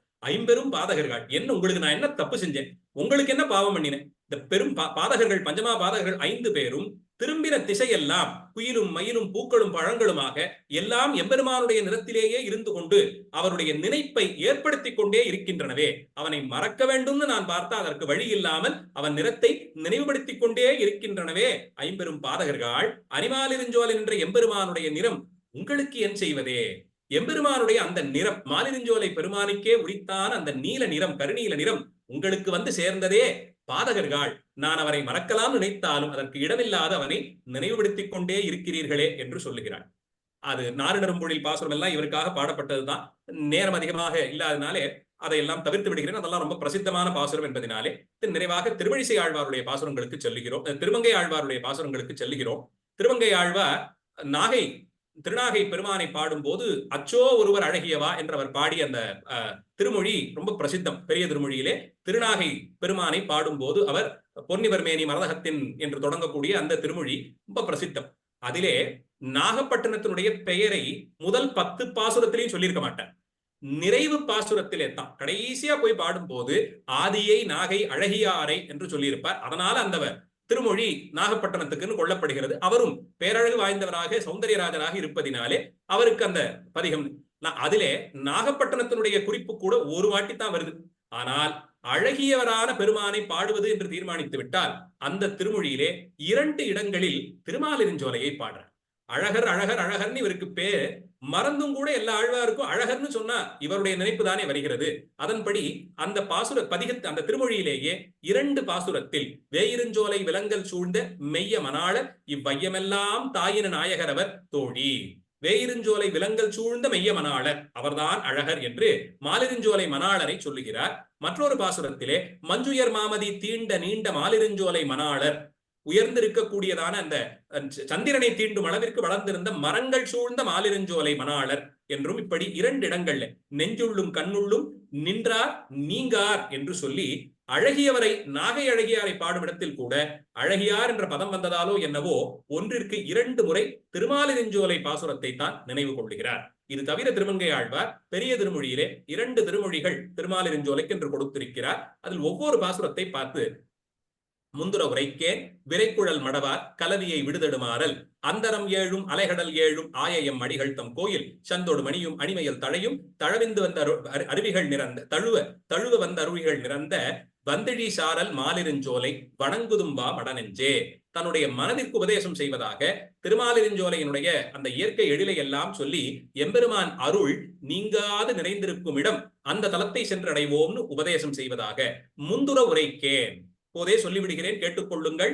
விரைகுழல் மடவார் கலவியை விடு தடுமாறல் அந்தரம் 7 அலைகடல் 7 ஆயயம் மடிகள் தம் கோயில். பெண்களோடு கூடி களித்திருத்தல் முதலான அற்ப இன்பங்களை துறந்தீர்கள் என்றால் அந்தரம் 7 அலைகடல் 7 இந்த உலகமே தம் வடிவமாக கொண்டு அத்தனையும் தன் திருமேனியாக கொண்டு விளங்கக்கூடிய எம்பெருமானுடைய கோயிலை அடையலாம். அங்கே சென்றீர்கள் என்றால் சந்தோடு மணியும் நல்ல சந்தனத்தோடும் முத்துக்களும் அணிமையில் தழையும் தழுவி வந்து அருவிகள் நிறந்த மயில் தழை என்பது மயில் பீலி, சந்தனம், மணி இவற்றையெல்லாம் அங்கே பொங்கி வரக்கூடிய அருவிகள் சுமந்து கொண்டு வருமா. அதெல்லாம் வந்து சேரக்கூடியதான திருமாலிருஞ்சோலை மலைக்கு சென்று வணங்குங்கள். மற்றைய விஷயங்களிலே ஈடுபட்டு விஷயமல்லாத விஷயங்களிலே ஈடுபட்டு தடுமாறி வாழ்க்கையிலே துன்பப்படாது உங்களை நீங்களே காத்துக் கொள்ளுங்கள் என்ற ஒரு உபதேசம். அடுத்த திருமொழி மூவரில் முன்முதல்வன் முழங்கார் கடலுள் கிடந்த பூவுலகருந்தி தன்னுள் புவனம் படைத்து உண்டுமிழ்ந்து தேவர்கள் நாயகனை திருமாலிருஞ்சோலை நின்ற கோவலர் கோவிந்தனை கொடியேரிடை கூடுங்கொலோ. இது தாய்ப்பாசுரமாக என்னுடைய மகள் கோவலர் குலத்தில் உதித்தவனான திருமாலிருஞ்சோலை பெருமான். இவன்தான் நான்முகன், திருமால், ருத்ரனுக்கெல்லாம் முதல் மூத்தவனாக விளங்கக்கூடியவன். முழங்கார் கடலுள் கிடந்த பூவுலருந்தி தன்னுள் புவனம் படைத்து தன்னுடைய கடலிலே கிடந்த திருமேனியில் புந்தியிலிருந்து புறப்பட்டு வந்த தாமரை பூ மூலமாக உலகை படைத்து அதை காத்து அதை உண்டு சம்ஹார காலத்திலே தானே உண்டு மீண்டும் உமிழ்ந்து உலகப் படைப்பை நடத்தக்கூடியவனான இவன் தேவர்கள் தம் தனிநாயகன் திருமாலிருஞ்சோலையிலே இருக்கிறான். இவனுடைய பராக்கிரமத்தை எல்லாம் கேட்ட என் மகள் அங்கே தான் சென்றிருக்க வேண்டும் என்ற அளவிலே 2வது ஆயிரத்தில் பெரிய திருமொழியிலிருந்து ஓரிரு பாசுரங்கள். மேலே இயற்பாவிலே 3 பாசுரங்கள் பூதத்தாழ்வாரும் 1 பாசுரம் பேயாழ்வாரும் மங்களாசாசனம் செய்திருக்கிறார்கள். அந்த விதத்தில் நமக்கு இங்கே பூதத்தாழ்வாருடைய மங்களாசாசனம் பண்டெல்லாம் வேங்கடம் பார்க்கடல் வைகுந்தம் கொண்டுங்குறைவார்க்கும் கோயில் போல் வண்டுவளரும். இது பேயாழ்வாருடைய மங்களாசாசனம். பண்டெல்லாம் வேங்கடம் பார்க்கடல் வைகுந்தம் கொண்டங்குறைவார்க்கும் கோயில் போல் வண்டுவளம் கிளரும் நீழ்ச்சோலை வன்பூங்கடிகை இளங்குமரன் தம் விண்ணகர். இந்த எம்பெருமான் வீற்றிருக்கக்கூடிய விண்ணகரங்கள், விண்ணகரம் என்பது விஷ்ணு கிரகம் என்ற வடமொழி சொல்லினுடைய தமிழ் ஆக்கம். அதான் விண்ணகர் என்பது. காழி சீராம விண்ணகரம், திருவிண்ணகரம் என்றெல்லாம் மங்களாசாசனம் செய்த திவ்யதேசங்கள் உண்டல்லவா. அந்த விண்ணகர் என்பதற்கு மூலம் வடமொழியிலே விஷ்ணு கிரகம் என்பது திருமால் எழுந்தருளி இருக்கக்கூடிய ஆலயங்கள். அதை சொல்லும் போது முதலாழ்வார்கள் மங்களாசாசனம் என்றாலே அந்த தலங்கள் எல்லாம் வரலாற்று ரீதியாகவும் ரொம்ப தொன்மையானவை. அவற்றை சொல்லும் போது வேங்கடம், திருப்பார்க்கடல், வைகுந்தம், கொண்டங்குறைவார்க்கும் கோயில் போல் வண்டு வளங்கிளரும் நீழ்சோலை என்பதாலே திருமாலிருஞ்சோலை மலையை வண்டுகள் சூழ்ந்ததாக இருக்கக்கூடிய மலை என்று மங்களாசாசனம் செய்து அதன் பிறகு கடிகாச்சலமாகிற சோழசிம்மபுரத்தை சொல்லி இதெல்லாம் எம்பெருமான் எழுந்தருளி இருக்கும் தலம் என்கிறார். பல நாளும் இதற்கு வியாக்கியானம் வாசிக்கிறதுக்கு முன்னாடி வண்டு வளரும் கிளரும் நீழ்சோலை வன்பூங்கடிகை என்றே அது சோழசிம்மபுரத்திற்கு கடிகை திருத்தலத்திற்கே அதுவும் மலையாக இருப்பதினாலே வண்டுகள் எல்லாம் நிறைந்ததும் நீளமான மரங்கள் கொண்டதுமான சோலையாக இருக்கும் பூங்கடிகை என்று அர்த்தம் பண்ணி கொண்டிருந்தேன். அது வியாக்கியானத்தை நேரடியாக வாசித்து தெளிந்து இல்ல கற்றறிந்தவர்களிடம் அவர்கள் சொல்ல கேட்டால் ஒழிய இது நமக்கு அதனுடைய விஷயத்தை கிரகித்துக் கொள்ளவே முடியாது. இந்த இடத்தில் அப்படித்தான் அடியேன் திருத்தப்பட்டேன். இது பேயாழ்வாருடைய மங்களாசாசனம். அடுத்தது வெற்பென்று இருஞ்சோலை வேங்கடம் என்று இவ்விரண்டும் நிற்பென்று நீமதிக்கும் நீர்மை போல் நிற்பென் முழங்கோயில் உள்ளம்பை துள்ளினேன் வெள்ளத்திளங்கோயில் கைவிடேல் என்று. நீ 2 திருக்கோயில்களிலே மலைகளிலே வெற்பு என்று மலையாக 2 மலைகளிலே நீ வீற்றிருக்கிறாய். ஒன்று இருஞ்சோலை ஆகிற திருமாலிருஞ்சோலை, அது தெற்கு வீடு. வேங்கடம் என்று வடக்கு வீடாக இருக்கும் திருவேங்கடத்திலுமாக இப்படி 2 தலங்களிலே நீ எழுந்தருளி இருக்கிறாய். அங்கே நிற்பென் என்று நீமதிக்கும் நீர்மை போல், அங்கே நிற்பேன் என்று நீ இருக்கக்கூடிய தன்மை போலே நிற்பென் உளங்கோயில் உள்ளம் வைத்து உள்ளினேன் வெள்ளத்திளங்கோயில் கைவிடேல் என்று. நீ என் உள்ளத்தினுள்ளே இருப்பாய் என்ற அளவில் உன்னை உள்ளுக்குள்ளே வைத்துக் கொண்டு வணங்கினேன். எப்போது தெரியுமா நீ என்னை விட்டு விலகாமல் இருக்க வேண்டியது? வெள்ளத்திளங்கோயில், உலகமெல்லாம் நீராலே சூழப்பட்டிருக்கும் காலத்தில் ஆலிலையிலே கண்ணனாக நீ துயில்வாயே, அந்த காலத்திலும் அடியேனை விடாது பற்றி கொள்ளும் விதமாக என்று பூதத்தாழ்வாருடைய மங்களாசாசனம். நம்மாழ்வார் திருவாய்மொழியிலே 3 பெருமான்களுக்கு தனித்துவம் சொல்லுவார்கள். ஒன்று பெரிய கோயிலுக்கு கங்குலும் பகலும் 10 7ஆம் திருவாய்மொழியில் 2ஆம் 10 அது பெரிய கோயிலுக்கு மங்களாசாசனம். திருவேங்கடமலைக்கு 2 திருவாய்மொழிகள் கொடுக்கிறார். ஒன்று 3ஆம் 10 3ஆம் திருவாய்மொழி ஒழிவில் காலம், அடுத்தது 6ஆம் 10 10ஆம் திருவாய்மொழி உலகமுண்ட பெருவாயா. இது 2ம் திருமலைக்கு வேங்கடத்தெம்பெருமானுக்கான மங்களாசாசனம். அடுத்து அழகர் பெருமாளுக்குத்தான் 3 திருவாய்மொழிகள் மங்களாசாசனம் செய்கிறார். தனி சிறப்பு. அதிகப்படியான திருவாய்மொழி பெற்றவர் அழகர் பெருமாள் தான். இவருடைய சிறப்பைத்தான் ஆழ்வார் அத்தனை தூரத்திற்கு அடியொத்தி ஒத்தி பாடுகிறார். அதிலே 2ஆம் 10 10ஆம் திருவாய்மொழி கிளரொளி இளமை என்று தொடங்குவது. கிளரொளி இளமை கெடுவதன் முன்னம், நல்ல இளம் வயதிலே கற்று தேர்ந்து ஞானம் அடைவதற்கான வயது. அந்த வயது அழிந்து போவதற்கு முன்பாக வளரொளி மாயோன் மருவிய கோயில் வளரிளம் பொழில்சூழ் மாலிருஞ்சோலை தளர்விலராகில் சார்வது சதிரே. சாதுரியமான செயல் எது தெரியுமா? தளர்வு என்ற ஒன்று வருவதற்கு முன்பாக இளமை பிராயத்திலே நல்ல மதி ஒளியுடையதாக இருக்கும் போது கிளர் ஒளி இளமை என்கிறார். அதை பலரும் ஒளி பொருந்திய உடம்புன்னு எடுத்துப்பாங்க.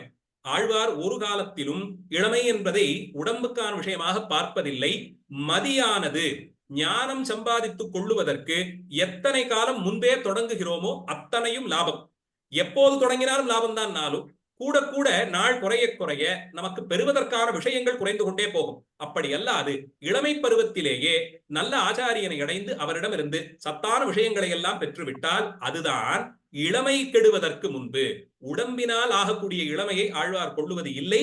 மதிக்கு ஞானமாகிறது இளமையிலேயே நமக்கான விஷயமாக அது அதிகமாக கிடைத்து விட்டால் ஒளி பொருந்தியதான ஞானம் சிறு வயதிலேயே கிடைத்ததாகும். தயவு செய்து இந்த இடத்திலே கிளரொளி இளமை என்பது உடம்பிற்கான இளமையாக கொள்ளக்கூடாது. அது மதிக்கானது. அது கெடுவதற்கு முன்பாக, அது குறைந்து போய் வயோதிகம் அடைவதற்கு முன்பாக வளரொளி மாயோன் மருவிய கோயில் வளரிளம் பொழில் சூழ் மாலிருஞ்சோலை, எப்போதும் இளமை ததும்பியதாக வளர்ந்த மரங்களோடு கூடி பார்த்த திசை எங்கும் இயற்கை வளம் செறிந்திருக்கக்கூடிய திருமாலிருஞ்சோலை மலையை தளர்வடைவதற்கு முன்பாக சென்று சார்ந்து விடுங்கள். அதுதான் சாதுரியமானவர்கள் செய்யும் செயல் என்றும். நலவென நினைவின் நரகழுந்தாதே நிலமுனவிடம்தான் நீடுரை கோயில்.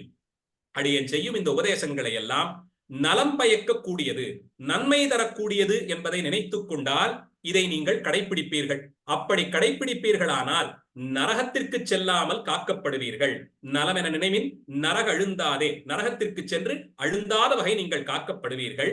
ஏனென்றால் நிலமுனவிடம்தான் நீடுரை கோயில். பண்டொரு நாள் ஏனமாகி வராக வடிவம் ஏந்தி பூமாதேவியை மீட்டு கொண்டு வந்தானே அந்த எம்பெருமான் தொன்று தொட்டு வீட்டிருக்கக்கூடிய கோயில் நீடுரை கோயில். பலகாலமாக இங்கே உறையும் கோயில் மலமறு மதிசேர் மாலிருஞ்சோலை. சந்திரனுக்கு அதன் பேரிலே இருக்கக்கூடிய அந்த கருப்பா திட்டு திட்டா இருக்கும். எப்போது சந்திரனை பார்த்தாலும் அவர் முகத்திலே அந்த திட்டு இருக்கும் இல்லையா? அது தீர்க்கப்பட்டதாம் திருமாலிருஞ்சோலைக்கு வந்தபோது. ஏன் அது எப்படி திருமாலிருஞ்சோலைக்கு வந்தா சந்திரன் பேர்ல இருக்கிற கரையெல்லாம் தீர்ந்துடும்னு கேட்டா, இந்த மலைதான் ஓங்கி உயர்ந்திருக்கே. கீழே சொல்லும் போது திருமங்கை ஆழ்வாரும் என்ன சொன்னார்? சந்திரனை எல்லாம் தொடுமளவிற்கு வளர்ந்த மரங்கள்னு சொன்னார் இல்லையா? மரத்திற்கு என்ன தன்மை? அது வீசும் போது அதனுடைய இலை தழைகள்லாம் ஆடுமே. அப்படி சந்திரன் பேரிலே அந்த மரங்கள் எல்லாம் உரசிய போது அதன் பேரிலே இருந்த மலம் அழுக்கானது நீங்கப்பட்டதாம். அது நீக்கி அந்த சந்திரன் நல்ல பிரகாசமாக வரும்படியாக செய்தாராம். அதனால் மலமறு மதிசேர் மாலிருஞ்சோலை, குற்றம் நீங்கிய சந்திரன் இருப்பதான மாலிருஞ்சோலை. மற்றொன்று மதி என்பதற்கு ஞானம், அறிவு என்று எடுத்துக்கொண்டால் குறையழிவு, குறையுடையதுதான் நம் அறிவு. இயல்பிலேயே ஜீவாத்மாவிற்கு ஞானம்ங்கிறதுல ஒரு குறை இருந்து கொண்டே இருக்கும். திருமாலிருஞ்சோலையை அடைந்து அழகர் பெருமாளை வணங்கி நிற்பவர்களுக்கு, மங்களாசாசனம் செய்பவர்களுக்கு அவர்கள் மதியிலே இருந்த மலத்தன்மை அறுக்கப்படும், குறை நீங்கப்படும் என்றும் பொருள் கொள்ளலாம். இங்க மதிங்கிறத சந்திரன், அறிவு இது இரண்டுமாக கொண்டால் இரண்டினுடைய மலத்தையும் அழுக்கையும் எப்படி நீக்கினார்னு சொல்ற. அப்படியான திருத்தலத்தை முறைப்படி வலம் செய்து நாள்தோறும் வணங்கி வாருங்கள் என்கிறார்.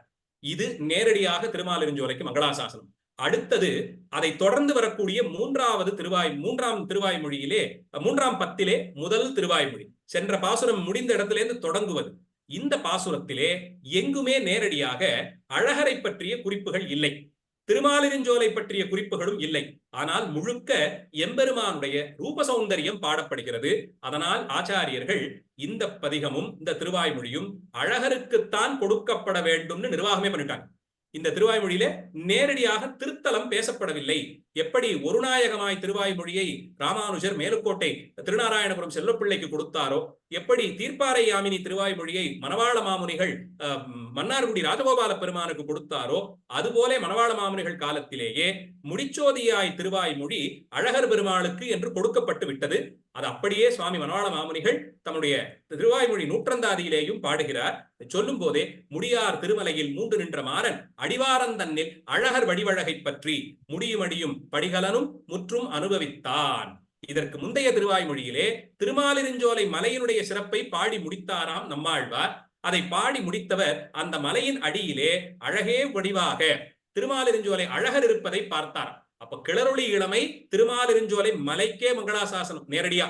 அதை பாடி முடித்த போது அந்த மலையடிவாரத்தில் நின்று கொண்டிருந்த அழகரை பார்த்தாராம் நம்மாழ்வார்.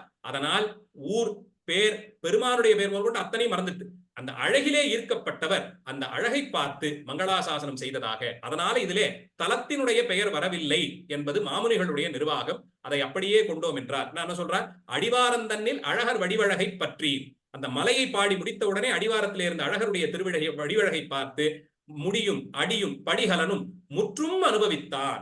அவருடைய திருமுடி திருவபிஷேகத்திலிருந்து கேசாதி பாதமாக திருவடியும் அவர் அணிந்திருந்த ஆடை ஆபரணங்கள் என்று எல்லாவற்றையும் அனுபவித்தாராம் நம்மாழ்வார். அதிலே முடிச்சோதியாய் உனது முகச்சோதி மலர்ந்ததுவோ, பெருமான் பேரிலே சாத்தின ஆபரணத்தாலே பெருமானுக்கு அழகா, அல்ல சாத்திக் கொண்டதாலே பெருமானுடைய அழகினாலே ஆபரணம் அழகா தெரியுதா? இது எப்போதுமே இந்த கேள்வி உண்டல்லவா? நம்பெருமாளுக்கே அரையர் சுவாமிகள் கொண்டாட்டம் சொல்லும் போது என்ன சொல்லுவாங்க, ஆபரணத்திற்கு அழகு சேர்க்கும் பெருமாள் என்பார்கள். அவர் பேரில சாத்தி பார்த்தாத்தான் அந்த ஆபரணங்கள் அழகு பெறும். அது வரையில் இருந்த அழகை விடவும் அவர் திருமேனியிலே பட்ட மாத்திரத்தில் ஆபரணங்கள் அழகு பெறும். அதுபோல இங்கேயும் உன்னுடைய முடிச்சோதி திருவபிஷேகமாகிற தலையிலே அணிந்திருக்கக்கூடிய கிரீடம் இருக்கிறதே, அது உன்னுடைய முகச்சோதியாலே மலர்ந்ததோ. அந்த பொன்னாலான கிரீடத்திற்கு தனி சிறப்பெல்லாம் இல்லை. அது ஒருவேளை நீ சிரசிலே தாங்கியதனாலே உன் முகத்திலே இருக்கக்கூடிய அழகு அந்த முடிச்சோதிக்கு திருவபிஷேகத்திற்கு சென்று சேர்ந்ததோ. அடிச்சோதியாய் நீ நின்ற அடிச்சோதி நீ நின்ற தாமரையாய் அலர்ந்ததுவோ. இந்த பாத தாமரைகள் இருக்கே, அது அத்தனை அழகாக இருக்கு. இந்த தாமரை மலருக்கு இவ்வளவு சிறப்பு வேறெங்கும் பார்த்ததில்லை. ஒருவேளை உன் திருவடி அதிலே பதிந்ததாலே அது அழகு பெற்றதோ. படிச்சோதி ஆடையோடும் பல்கலனாய் உன்னுடைய அணிந்திருக்கக்கூடிய பட்டு பீதாம்பரம், மேலே அணிந்திருக்கக்கூடிய ஆபரணங்கள் இதெல்லாம் நின் பைம்பொன் கடிச்சோதி கலந்ததுவோ. உன் திருமேனியிலே இருக்கக்கூடிய தன்மை அதிலே கலந்ததோ. உனக்கிருக்கும் அழகெல்லாம் அந்த ஆடை ஆபரணங்களில் கலந்ததோ. திருமாலே நீர்தான் இதற்கு விடை சொல்ல வேண்டும். அப்ராக்கிருதமாக இருக்கிறதே அந்த ஆபரணங்கள்லாம், அதெல்லாம் பொன்னாலேயும் பட்டினாலேயும் ஆனதென்றால் உலகிலே வேறு எந்த இடத்திலும் எந்த பொன்னாலான ஆபரணமும் பட்டும் கூட இத்தனை அழகில்லையே. உன் பேரில் பட்ட பிறகுதானே இந்த அழகெல்லாம் வந்தது. அப்போ உன்னிடத்தே இருக்கக்கூடிய ரூப சௌந்தரியம் அதிலே பட்டதோ என்று திருமாலிடமே கேட்பதாக இந்த திருவாய்மொழியை அனுகிரகம் செய்கிறார். நிறைவாக 10ஆம் பத்தில் 7ஆம் திருவாய்மொழி, அது ஆழ்வார் ஒரு பத்தாக முடிக்க பெருமானோடு அவருக்கு ஏற்பட்டுக் கொண்டிருக்கக்கூடிய அனுபவங்கள் எல்லாம் மாறிக்கொண்டே வருவதை பார்ப்போம். கடைசியில தாளதாமரை தொடங்கும் போது அவர் அர்ச்சிராதி மார்க்கத்திலே வழித்துணையாக திருமோகூர் பெருமானை அழைப்பதெல்லாம் வந்துவிடும். அப்படி அவர் அர்ச்சிராதி கதிக்கு தயாராகி கொண்டிருக்கக்கூடிய நிலையிலே சூழ்விசும் பனிமுகிலுக்கு முன்பாக திருப்பேர் நகரை பாடுவார். அதற்கு முந்தைய திருவாய்மொழியாக 7ஆம் திருவாய்மொழியாக இருக்கக்கூடியது செஞ்சொற் கவிகாள் என்னும் இந்த திருவாய்மொழி. இதுலத்தான் ஆழ்வாருக்கு திருமாலிருஞ்சோலை பெருமாள் பேர்ல இருந்த காதல் எவ்வளவு ஆழம் என்பதை காட்டி கொடுத்திருப்பார். இருந்த வேலைக்கெல்லாம் நடுவுல தமிழ் பாடக்கூடிய புலவர்களுக்கு ஒரு எச்சரிக்கை கொடுக்கிறார் ஆழ்வார். நாம் பட்ட கஷ்டத்தை நீங்களும் பட வேண்டாம், உங்களுக்கு எல்லாம் ஒரு எச்சரிக்கை சொல்றேன். நீங்க நல்ல விதமாக தமிழ் பாடக்கூடியவர்கள், கவி பாடக்கூடியவர்கள், உங்களுக்கு உங்கள் உயிர் பேரிலே ஆசை இருந்தால், உங்கள் உயிரை காத்துக்கொள்ள வேண்டும் என்று இருந்தால், திருமாலிருஞ்சோலையின் ஒரு ஊர் உண்டு. அந்த ஊரிலே வஞ்சம் நிறைந்த கள்வன் மாயன், அவனை போய் பாடணும்னு நீங்க நினைச்சிட்டீங்கன்னா, அப்படித்தான் நான் நினைச்சேன். என்ன ஆச்சு? மாய கவியாய் வந்து என் நெஞ்சும் உயிரும் உள்கலந்து அவனே ஒரு கவியாக மாயக்கவியாக வந்து என் உள்ளே முதல்ல புகுந்தவன் சரி இருந்துட்டு போகட்டுமேனு விட்டேன். என் நெஞ்சும் உயிரும் உள்கலந்து நின்றார் அறியா வண்ணம் என் நெஞ்சும் உயிரும் அவையுண்டு தானே ஆகி நிறைந்தானே. சரி வந்துட்டு போகட்டும், அவரை பாடுவதற்காகத்தானேன்னு இடம் கொடுத்தேன். கொடுத்த மாத்திரத்தில் என் நெஞ்சும் உயிரும் என்னுடைய அத்தனையும் சர்வத்தையும் அவன் ஆட்சி செய்து கொண்டு தனதாக்கிக் கொண்டு அவன் இருக்கும் இருப்பு யாரு கண்ணுக்கும் படாதபடிக்கு என்னை ஆட்டுவித்துக் கொண்டிருக்கிறான். நான் என்ற தன்மை அழிந்துவிட்டு போனதை பாடுகிறார். நெஞ்சும் உயிரும் அவையுண்டு தானேயாகி நிறைந்தானே. நான் என்பது இங்கே இனி இல்லை. நான் எனதுங்கிறதெல்லாம் அழிந்துவிட்டு போன நிலையிலே என்னை அவன் ஆட்கொண்டான் என்று சொல்லுகிறார். அது இப்படி பாடிக்கொண்டு வரும் நம்மாழ்வார் திருமாலிருஞ்சோலை மலையினுடைய சிறப்பை எல்லாம் அதில் சொல்லிக்கொண்டே வரும்போது, நன்னா அசுரர் நலிவெய்த நல்ல அமரர் பொலிவெய்த என்னாதனகள் என்னும் முனிவர் இன்பம் தலை சிறப்ப. அவனை அடைந்த நல்லவர்கள் எல்லாம் பெருமை பெற்றார்கள், அமரர்கள் எல்லாம் பெருமை பெற்றார்கள். அவனை அடையாத அசுரர்கள் எல்லாம் தாழ்ச்சி பெற்று போனார்கள். என்னாதனகள் என்னும் முனிவர் இன்பம் தலை சிறப்ப. வேறொன்றையும் எண்ணாது அவரை மட்டுமே எண்ணி இருப்பவர்களான முனிவர்கள் இன்பம் அடைந்தார்கள். பன்னார் பாடல் இன்கவிகள் யானாய் தன்னை தான் பாடி. 1000வது பாசுரம் கிட்டத்தட்ட நிறைவாக போகுது திருவாய்மொழி. அங்கத்தான் சொன்னார், பன்பொருந்தி இத்தனை பாசுரங்களுமாக பன்னார் பாடல் இன்கவிகள் யானாய் தன்னை தான் பாடி. இத்தனை இன்பம் பயப்பதான இனிமை நிறைந்ததான இந்த பாசுரங்கள் எல்லாம் நம்மாழ்வார் பேரிலே அவர் இருந்து கொண்டு பாடினார். நான் பாடியதில்லை, யானாய் தன்னை தான் பாடி. ஏன்னா அவருடைய பெருமையை யார் அறிய வல்லார்கள். அவருடைய பெருமை நமக்கெல்லாம் ஒரு அளவுக்காவது புரியணும்னா அவரே மனசு வைத்தாத்தானே முடியும். அதனால அதற்காக வேண்டி என்னை தேர்ந்தெடுத்துக் கொண்டான். என்னுள் தான் கலந்து யான் என்ற நிலையிலே அவனிறுத்தி கொண்டு அவரை நான் பாடும்படியாக யானாய் தன்னை தான் பாடி தென்னா என்னும் என்னம்மான் திருமாலிருஞ்சோலையானே. அழகன் என்று கொண்டாடும்படியாக இருக்கக்கூடியவன் திருமாலிருஞ்சோலையிலே இருக்கக்கூடியவன் தான். திருமாலிருஞ்சோலை மலையே திருப்பார்க்கடலே என் தலையே திருமால் வைகுந்தமே தன் திருவேங்கடமே எனதுடலே அருமாமாய தெனதுயிரே மனமே வாக்கே கருமமே ஒருமான் ஒடியும் பிரியான். பெருமானை விட்டு பிரியா தன்மை என்னை விடமாட்டார் அவருங்கிற எண்ணம் வந்து விடுகிறது. என் ஊழி முதல்வன் ஒருவன் தான் எக்காலத்தேயும் என்னை விடமாட்டான். ஊழிக்காலம் தொடங்கி இந்த உயிருக்கு ஆதாரமாக அவன் இருந்து கொண்டே வருவதாலே ஒரு நொடிப்பொழுதும் என்னை விட்டு நீங்காதவனாக இருக்கிறான். வேறு எங்கெல்லாம் அவர் இருக்கார்? திருமாலிருஞ்சோலை மலையில இருக்கார், திருப்பார்க்கடல்ல இருக்கார், என் தலைக்கு மேலே இருப்பதாக சகசிராரத்திலே அவர் வீச்சிருக்கிறார், திருமால் வைகுந்தத்திலே வீச்சிருக்கிறார், அழகு நிறைந்த குளிர்ந்த திருவேங்கடத்திலே இருக்கிறார். எனதுடலே அருமாமாயத்து எனதுயிரே, உடலும் உயிருமாகவும் அவரே இருக்கிறார். மனசு வாக்கு கருமமாகிற திரிகரணங்களாலும் ஒரு நொடியும் இவரை பிரியாது பற்றி இருக்கிறேன். அவன் தன் நிலையில் இருந்து ஒரு நொடியும் திரிகரணங்களாலும் விடாது பற்றி இருக்கிறான். ஒருமானொடியும் பிரியான் என் ஊழி முதல்வன் ஒருவனே. மனசாகவும் வாக்காகவும் நான் செய்யும் செயல்களும் எல்லாம் ஒரு நொடிப்பொழுது கூட மற்றொரு விஷயத்தில் என் எண்ணம் செல்லாதபடிக்கு தானே ஆகி நிறைந்திருக்கிறான். ஊழி முதல்வன் ஒருவனே என்னும் ஒருவன் உலகெல்லாம் ஊழிதொரும் தன்னுள்ளே படைத்து காத்து கெடுத்துழலும் ஆழிவண்ணன் எண்ணம்மான் அந்தன் திருமாலிருஞ்சோலை மலை வாழி மனமே கைவிடேல் உடலும் உயிரும் மங்க ஒட்டேர். இந்த அளவில் ஆழ்வார் மங்களாசாசனம் செய்து திருமாலிருஞ்சோலை மலை பெருமானை தவிர்த்து வேறொன்றும் எனக்கு கதியாகாது என்றபடிக்கு நான் அடுத்து திருமாலிருஞ்சோலை மலை என்ன திருமால் வந்து என் நெஞ்சு நிறைய புகுந்தான் என்பார். நான் ஒண்ணுமே செய்யல. திருக்குறுகூரிலே புளியமரத்து அடியில நான் உட்கார்ந்திருந்தேன். யாரோ அங்கே சென்றவர்கள் திருமாலிருஞ்சோலைக்கு போயிட்டு வந்தேன்னு பேசிக்கிட்டாங்க. அந்த பேர் எல்லாருக்கேன்னு ஒரு முறை திருமாலிருஞ்சோலை மலையான்னு சொன்னேன். இவ்வளவுதான் நான் செய்தது. என் மனதினுள்ளே வந்து அமர்ந்து கொண்டான். திருமாலிருஞ்சோலை மலை என்றேன். என்ன திருமால் வந்து என் நெஞ்சு நிறைய புகுந்தான் என்கிற இந்த சிறப்பை எல்லாம் பெரிய கோயிலுக்கு கூட கொடுக்கவில்லை. ஆள் திருவரங்கத்திற்கு என்று கொடுத்தாரே தவிர அவர் இப்படியெல்லாம் பெருமான் தன்னை ஆட்படுத்திக் கொண்டதை பாடவில்லை. அதுபோல திருமாலிருஞ்சோலை திசை கைகூப்பி தொழுதையான் என்கிறார். அந்த இருந்த இடத்திலிருந்து அந்த திசையை கைகூப்பி தொழுதபடியே இருப்பாராம் நம்ம ஆழ்வார். இப்படி ஆழ்வார் திருவுள்ளத்திற்கு மிகவும் நெருக்கமானவர் இவர். அப்படி கொண்டாடப்படும் திருமாலிருஞ்சோலை அழகரை வணங்காதவர்கள் மானிடவர்களே அல்லன்னு சொல்லி திருமங்கை ஆழ்வார் சொல்லுகிறார். தேனோடு வண்டாலும் திருமாலிருஞ்சோலை நானிடமா கொண்டான் தடமலர் கண்ணிக்காய் ஆண்விடை 7 அன்றடத்தார்க்கு ஆளானார் அல்லாதார். தேனும் வண்டும் நிறைந்ததான திருமாலிருஞ்சோலை மலை அது காடு. அந்த காட்டு பகுதியை தனக்காக இடமாக்கி கொண்டான். இவன்தான் அன்று நாச்சியாருக்காக வேண்டி 1000 மடமகளுக்காக வேண்டி 7 எருதுகளை அடர்த்தான். இத்தனை சிறப்புடைய திருமாலிருஞ்சோலை பெருமானுக்கு ஆளானார் அல்லாதார் மானிடர் அல்லர் என்று என் மனத்தே வைத்தேனே. அவர்கள் யாரும் மானிடர்களே இல்லை. திருமாலிருஞ்சோலை பெருமானுக்கு ஆளாகாதவர்கள் மானிடர்கள் இல்லைன்னு சொல்லி கழிக்கிறார் திருமங்கை ஆழ்வார். அழகருடைய சிறப்பாக பல பாசுரங்களையும் பார்த்தாலும் இவருடைய தனித்துவத்தை சுந்தரபாகுஸ்தவத்திலே கூறத்தாழ்வான் பாடுகிறார். பெரிய கோயிலிலே ஸ்ரீ வைஷ்ணவத்திற்கோ ஸ்ரீ வைஷ்ணவர்களுக்கோ இடர் ஏற்பட்டால் அவர்கள் உடனே வருமிடமாக திருமாலிருஞ்சோலைத்தான் இருந்திருக்கிறது. கூறத்தாழ்வான் திருமாலிருஞ்சோலை மலைக்கு வந்து தங்கியிருந்து அழகரை பாடி துதித்திருக்கிறார், சுந்தரபாகுஸ்தவம் செய்கிறார். பராசர பட்டர் அவரும் அவர் காலத்திலே இங்கே தான் வந்து தஞ்சமடைந்திருக்கிறார். பெரிய பெருமாளுக்கே துருஷ்க கலாப காலத்திலே பிள்ளை லோகாச்சாரியர் பெரிய பெருமாளை நம்பெருமாளை எழுந்தருளச் செய்து கொண்டு ஆனைமலை அடிவாரத்திலே வாழ்ந்து அவர் அங்கிருந்தே வைகுந்தம் அடைந்த பிறகு எங்கு செல்வதென்று அறியாதவர்கள் அருகிலே திருமாலிருஞ்சோலை மலை, அது யாரும் உள்ளே புக முடியாத கடினமான வனப்பகுதி என்று மாலிருஞ்சோலைக்கு சென்றுதான் நம்பெருமாளுடைய திருமேனியை காத்துக் கொடுத்தார்கள். அந்தபடிக்கு பெரிய பெருமாளுக்கோ பெரிய கோயிலுக்கோ அங்கே வாழ்ந்த ஸ்ரீ வைஷ்ணவர்களுக்கோ இடருற்ற போதெல்லாம் திருமாலிருஞ்சோலை மலைதான் அவர்களுக்கு அடைக்கலமாக இருக்கிறது. அப்படி தங்கியிருந்த காலத்திலே கூறத்தாழ்வான் அழகர் விஷயமாக வித்தியாசமா ஒரு இடத்தை இந்த ஸ்தோத்திரத்துல சொல்றார். இந்த ஸ்தோத்திரம் முழுக்க திருமாலிருஞ்சோலையினுடைய அழகெல்லாம் நிறைய பாடியிருப்பார். அற்புதமான ஸ்தவம் அது.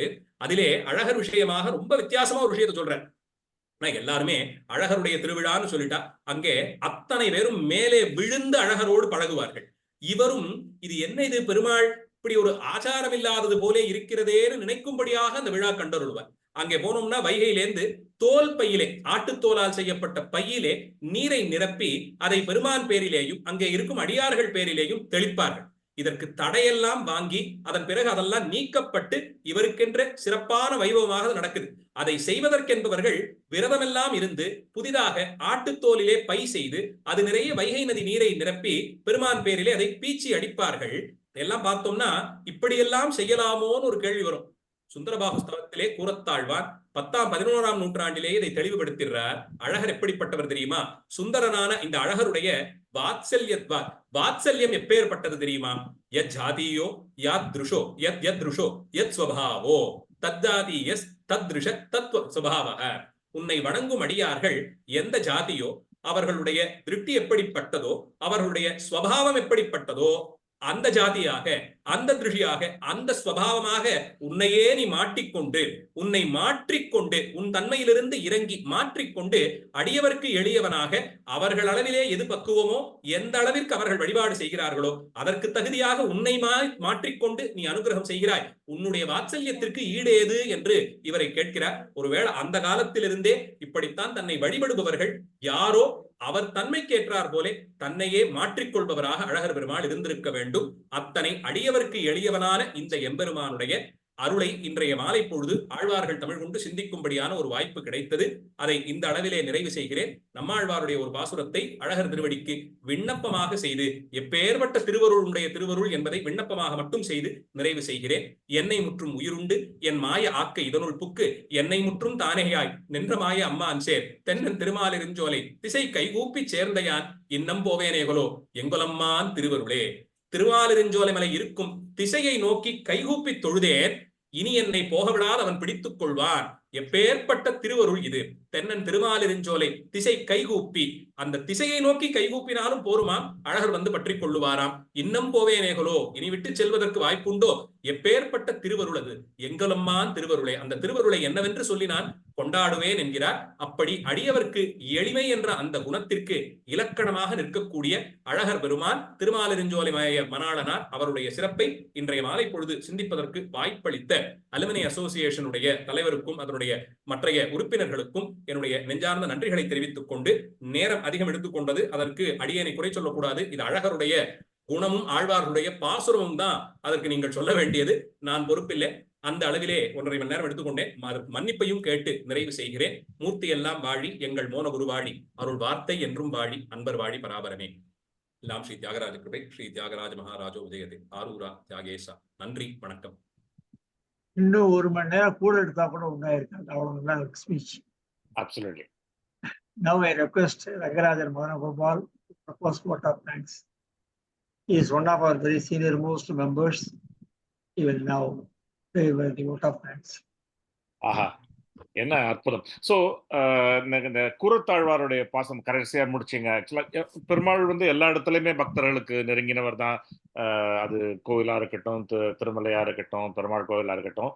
இருந்தாலும் இந்த அழகர் வந்து இன்னும் மண்ணின் மைந்தர், ரொம்ப நெருங்கி இருக்கக்கூடியவர். அவர் மேல வந்து சாதாரண மக்கள் காட்டக்கூடிய அன்பு ரொம்ப அழகு. ஆக்சுவலா அடியன் போயிருந்த போது அந்த அந்த இருக்கிற அர்ச்சகர் கூட அழகர் என்று அழகாக சொல்வார். அது வந்து பாண்டி நாட்டுக்கே உரிய சிறப்பு. ழகரம் வராது அங்க நிறைய பேருக்கு. ழகரம் வராது. ஆனா அது ரொம்ப அன்பா வந்து அழகர் அப்படிம்பாங்க. அழகர் தான் எல்லாருக்கும். அழகர்னு சொல்லி. சோ அப்படிப்பட்ட ஒரு அழகரை பற்றி ஒரு பிரவாகமா நீங்க வந்து ஒரு 1.5 மணி நேரம், இன்னொரு 1 மணி நேரம் கூட இருந்திருக்கலாம். ஆக்சுவலா இந்த ஆண்டாள் சொன்னது நாறுநரும் பொழில் மாலனும் சோலை நம்பிக்கை வந்து 100 தடாவல் அக்கார வடுசல்ங்கிறது நம்ம ஆழ்வார்களுடைய அருளிச் செயல்கள். அந்த வெண்ணெய் 100 தடா வெண்ணெய்ங்கிறது அழகனுடைய பெருமை. அது ரெண்டத்தையும் கலந்து திகட்டாம கண்டினியூஸா பிரவாகமா கொடுத்த உங்களுக்கு எப்படி நன்றி சொல்றதுன்னு தெரியல. தலையல்லால் கைமாறில் என்ன. ஸோ இது வந்து எங்க எல்லார் சார்பிலையும் உங்களுக்கு ரொம்ப நன்றி கொடுக்குறோம். நீங்க ஆக்சுவலா எங்களுக்கு புதிதில்லை. வைணவ துறையில் நீங்க படிக்காத இல்லா கூட இப்போ அங்க நிறைய பேருக்கு படிப்பிருக்கீங்க, இன்க்ளூடிங் மைசெல்ஃப். நாங்க படிக்கிறச்சா நீங்க வந்து டெம்பிள் ஆர்கிடெக்சர்லாம் கிளாஸ் எடுத்திருந்தீங்க. அது அன்பிலீவபிள். ஸோ உங்களுக்கு மிக்க நன்றி. இது இது இது ப்ராபப்ளி இது முடியக்கூடியது இல்லை, இது இன்னொரு செஷன்ல தொடங்கக்கூடியது தான். ஸோ நேரம் காரணமாக இது முடிக்க முடியல இன்னைக்கு. உங்களுக்கு ரொம்ப நன்றியை தெரிவித்துக் கொள்கிறோம். இந்த அழகனை பற்றி ரொம்ப அழகாக சுத்த தன்யாசியில் பாடி நல்ல ஒரு செட்டிங் கொடுத்த யாமினி அவர்களுக்கும் நன்றி. இந்த ஒரு சாட்டர்டே ஈவினிங் சிஎஸ்கே மேட்ச் இருந்தா கூட அதை பத்தி கவலைப்படாம இருந்து அனுபவிச்ச எல்லா பக்தர்களுக்கும் எங்கள் நன்றி. தேங்க்யூ. Thank you, பாக்கியம் சுவாமி. அடியன். Yes, thank you, one and all. And we officially end the meeting now. Till next time. Thank you. Thank you. From that. Thank you.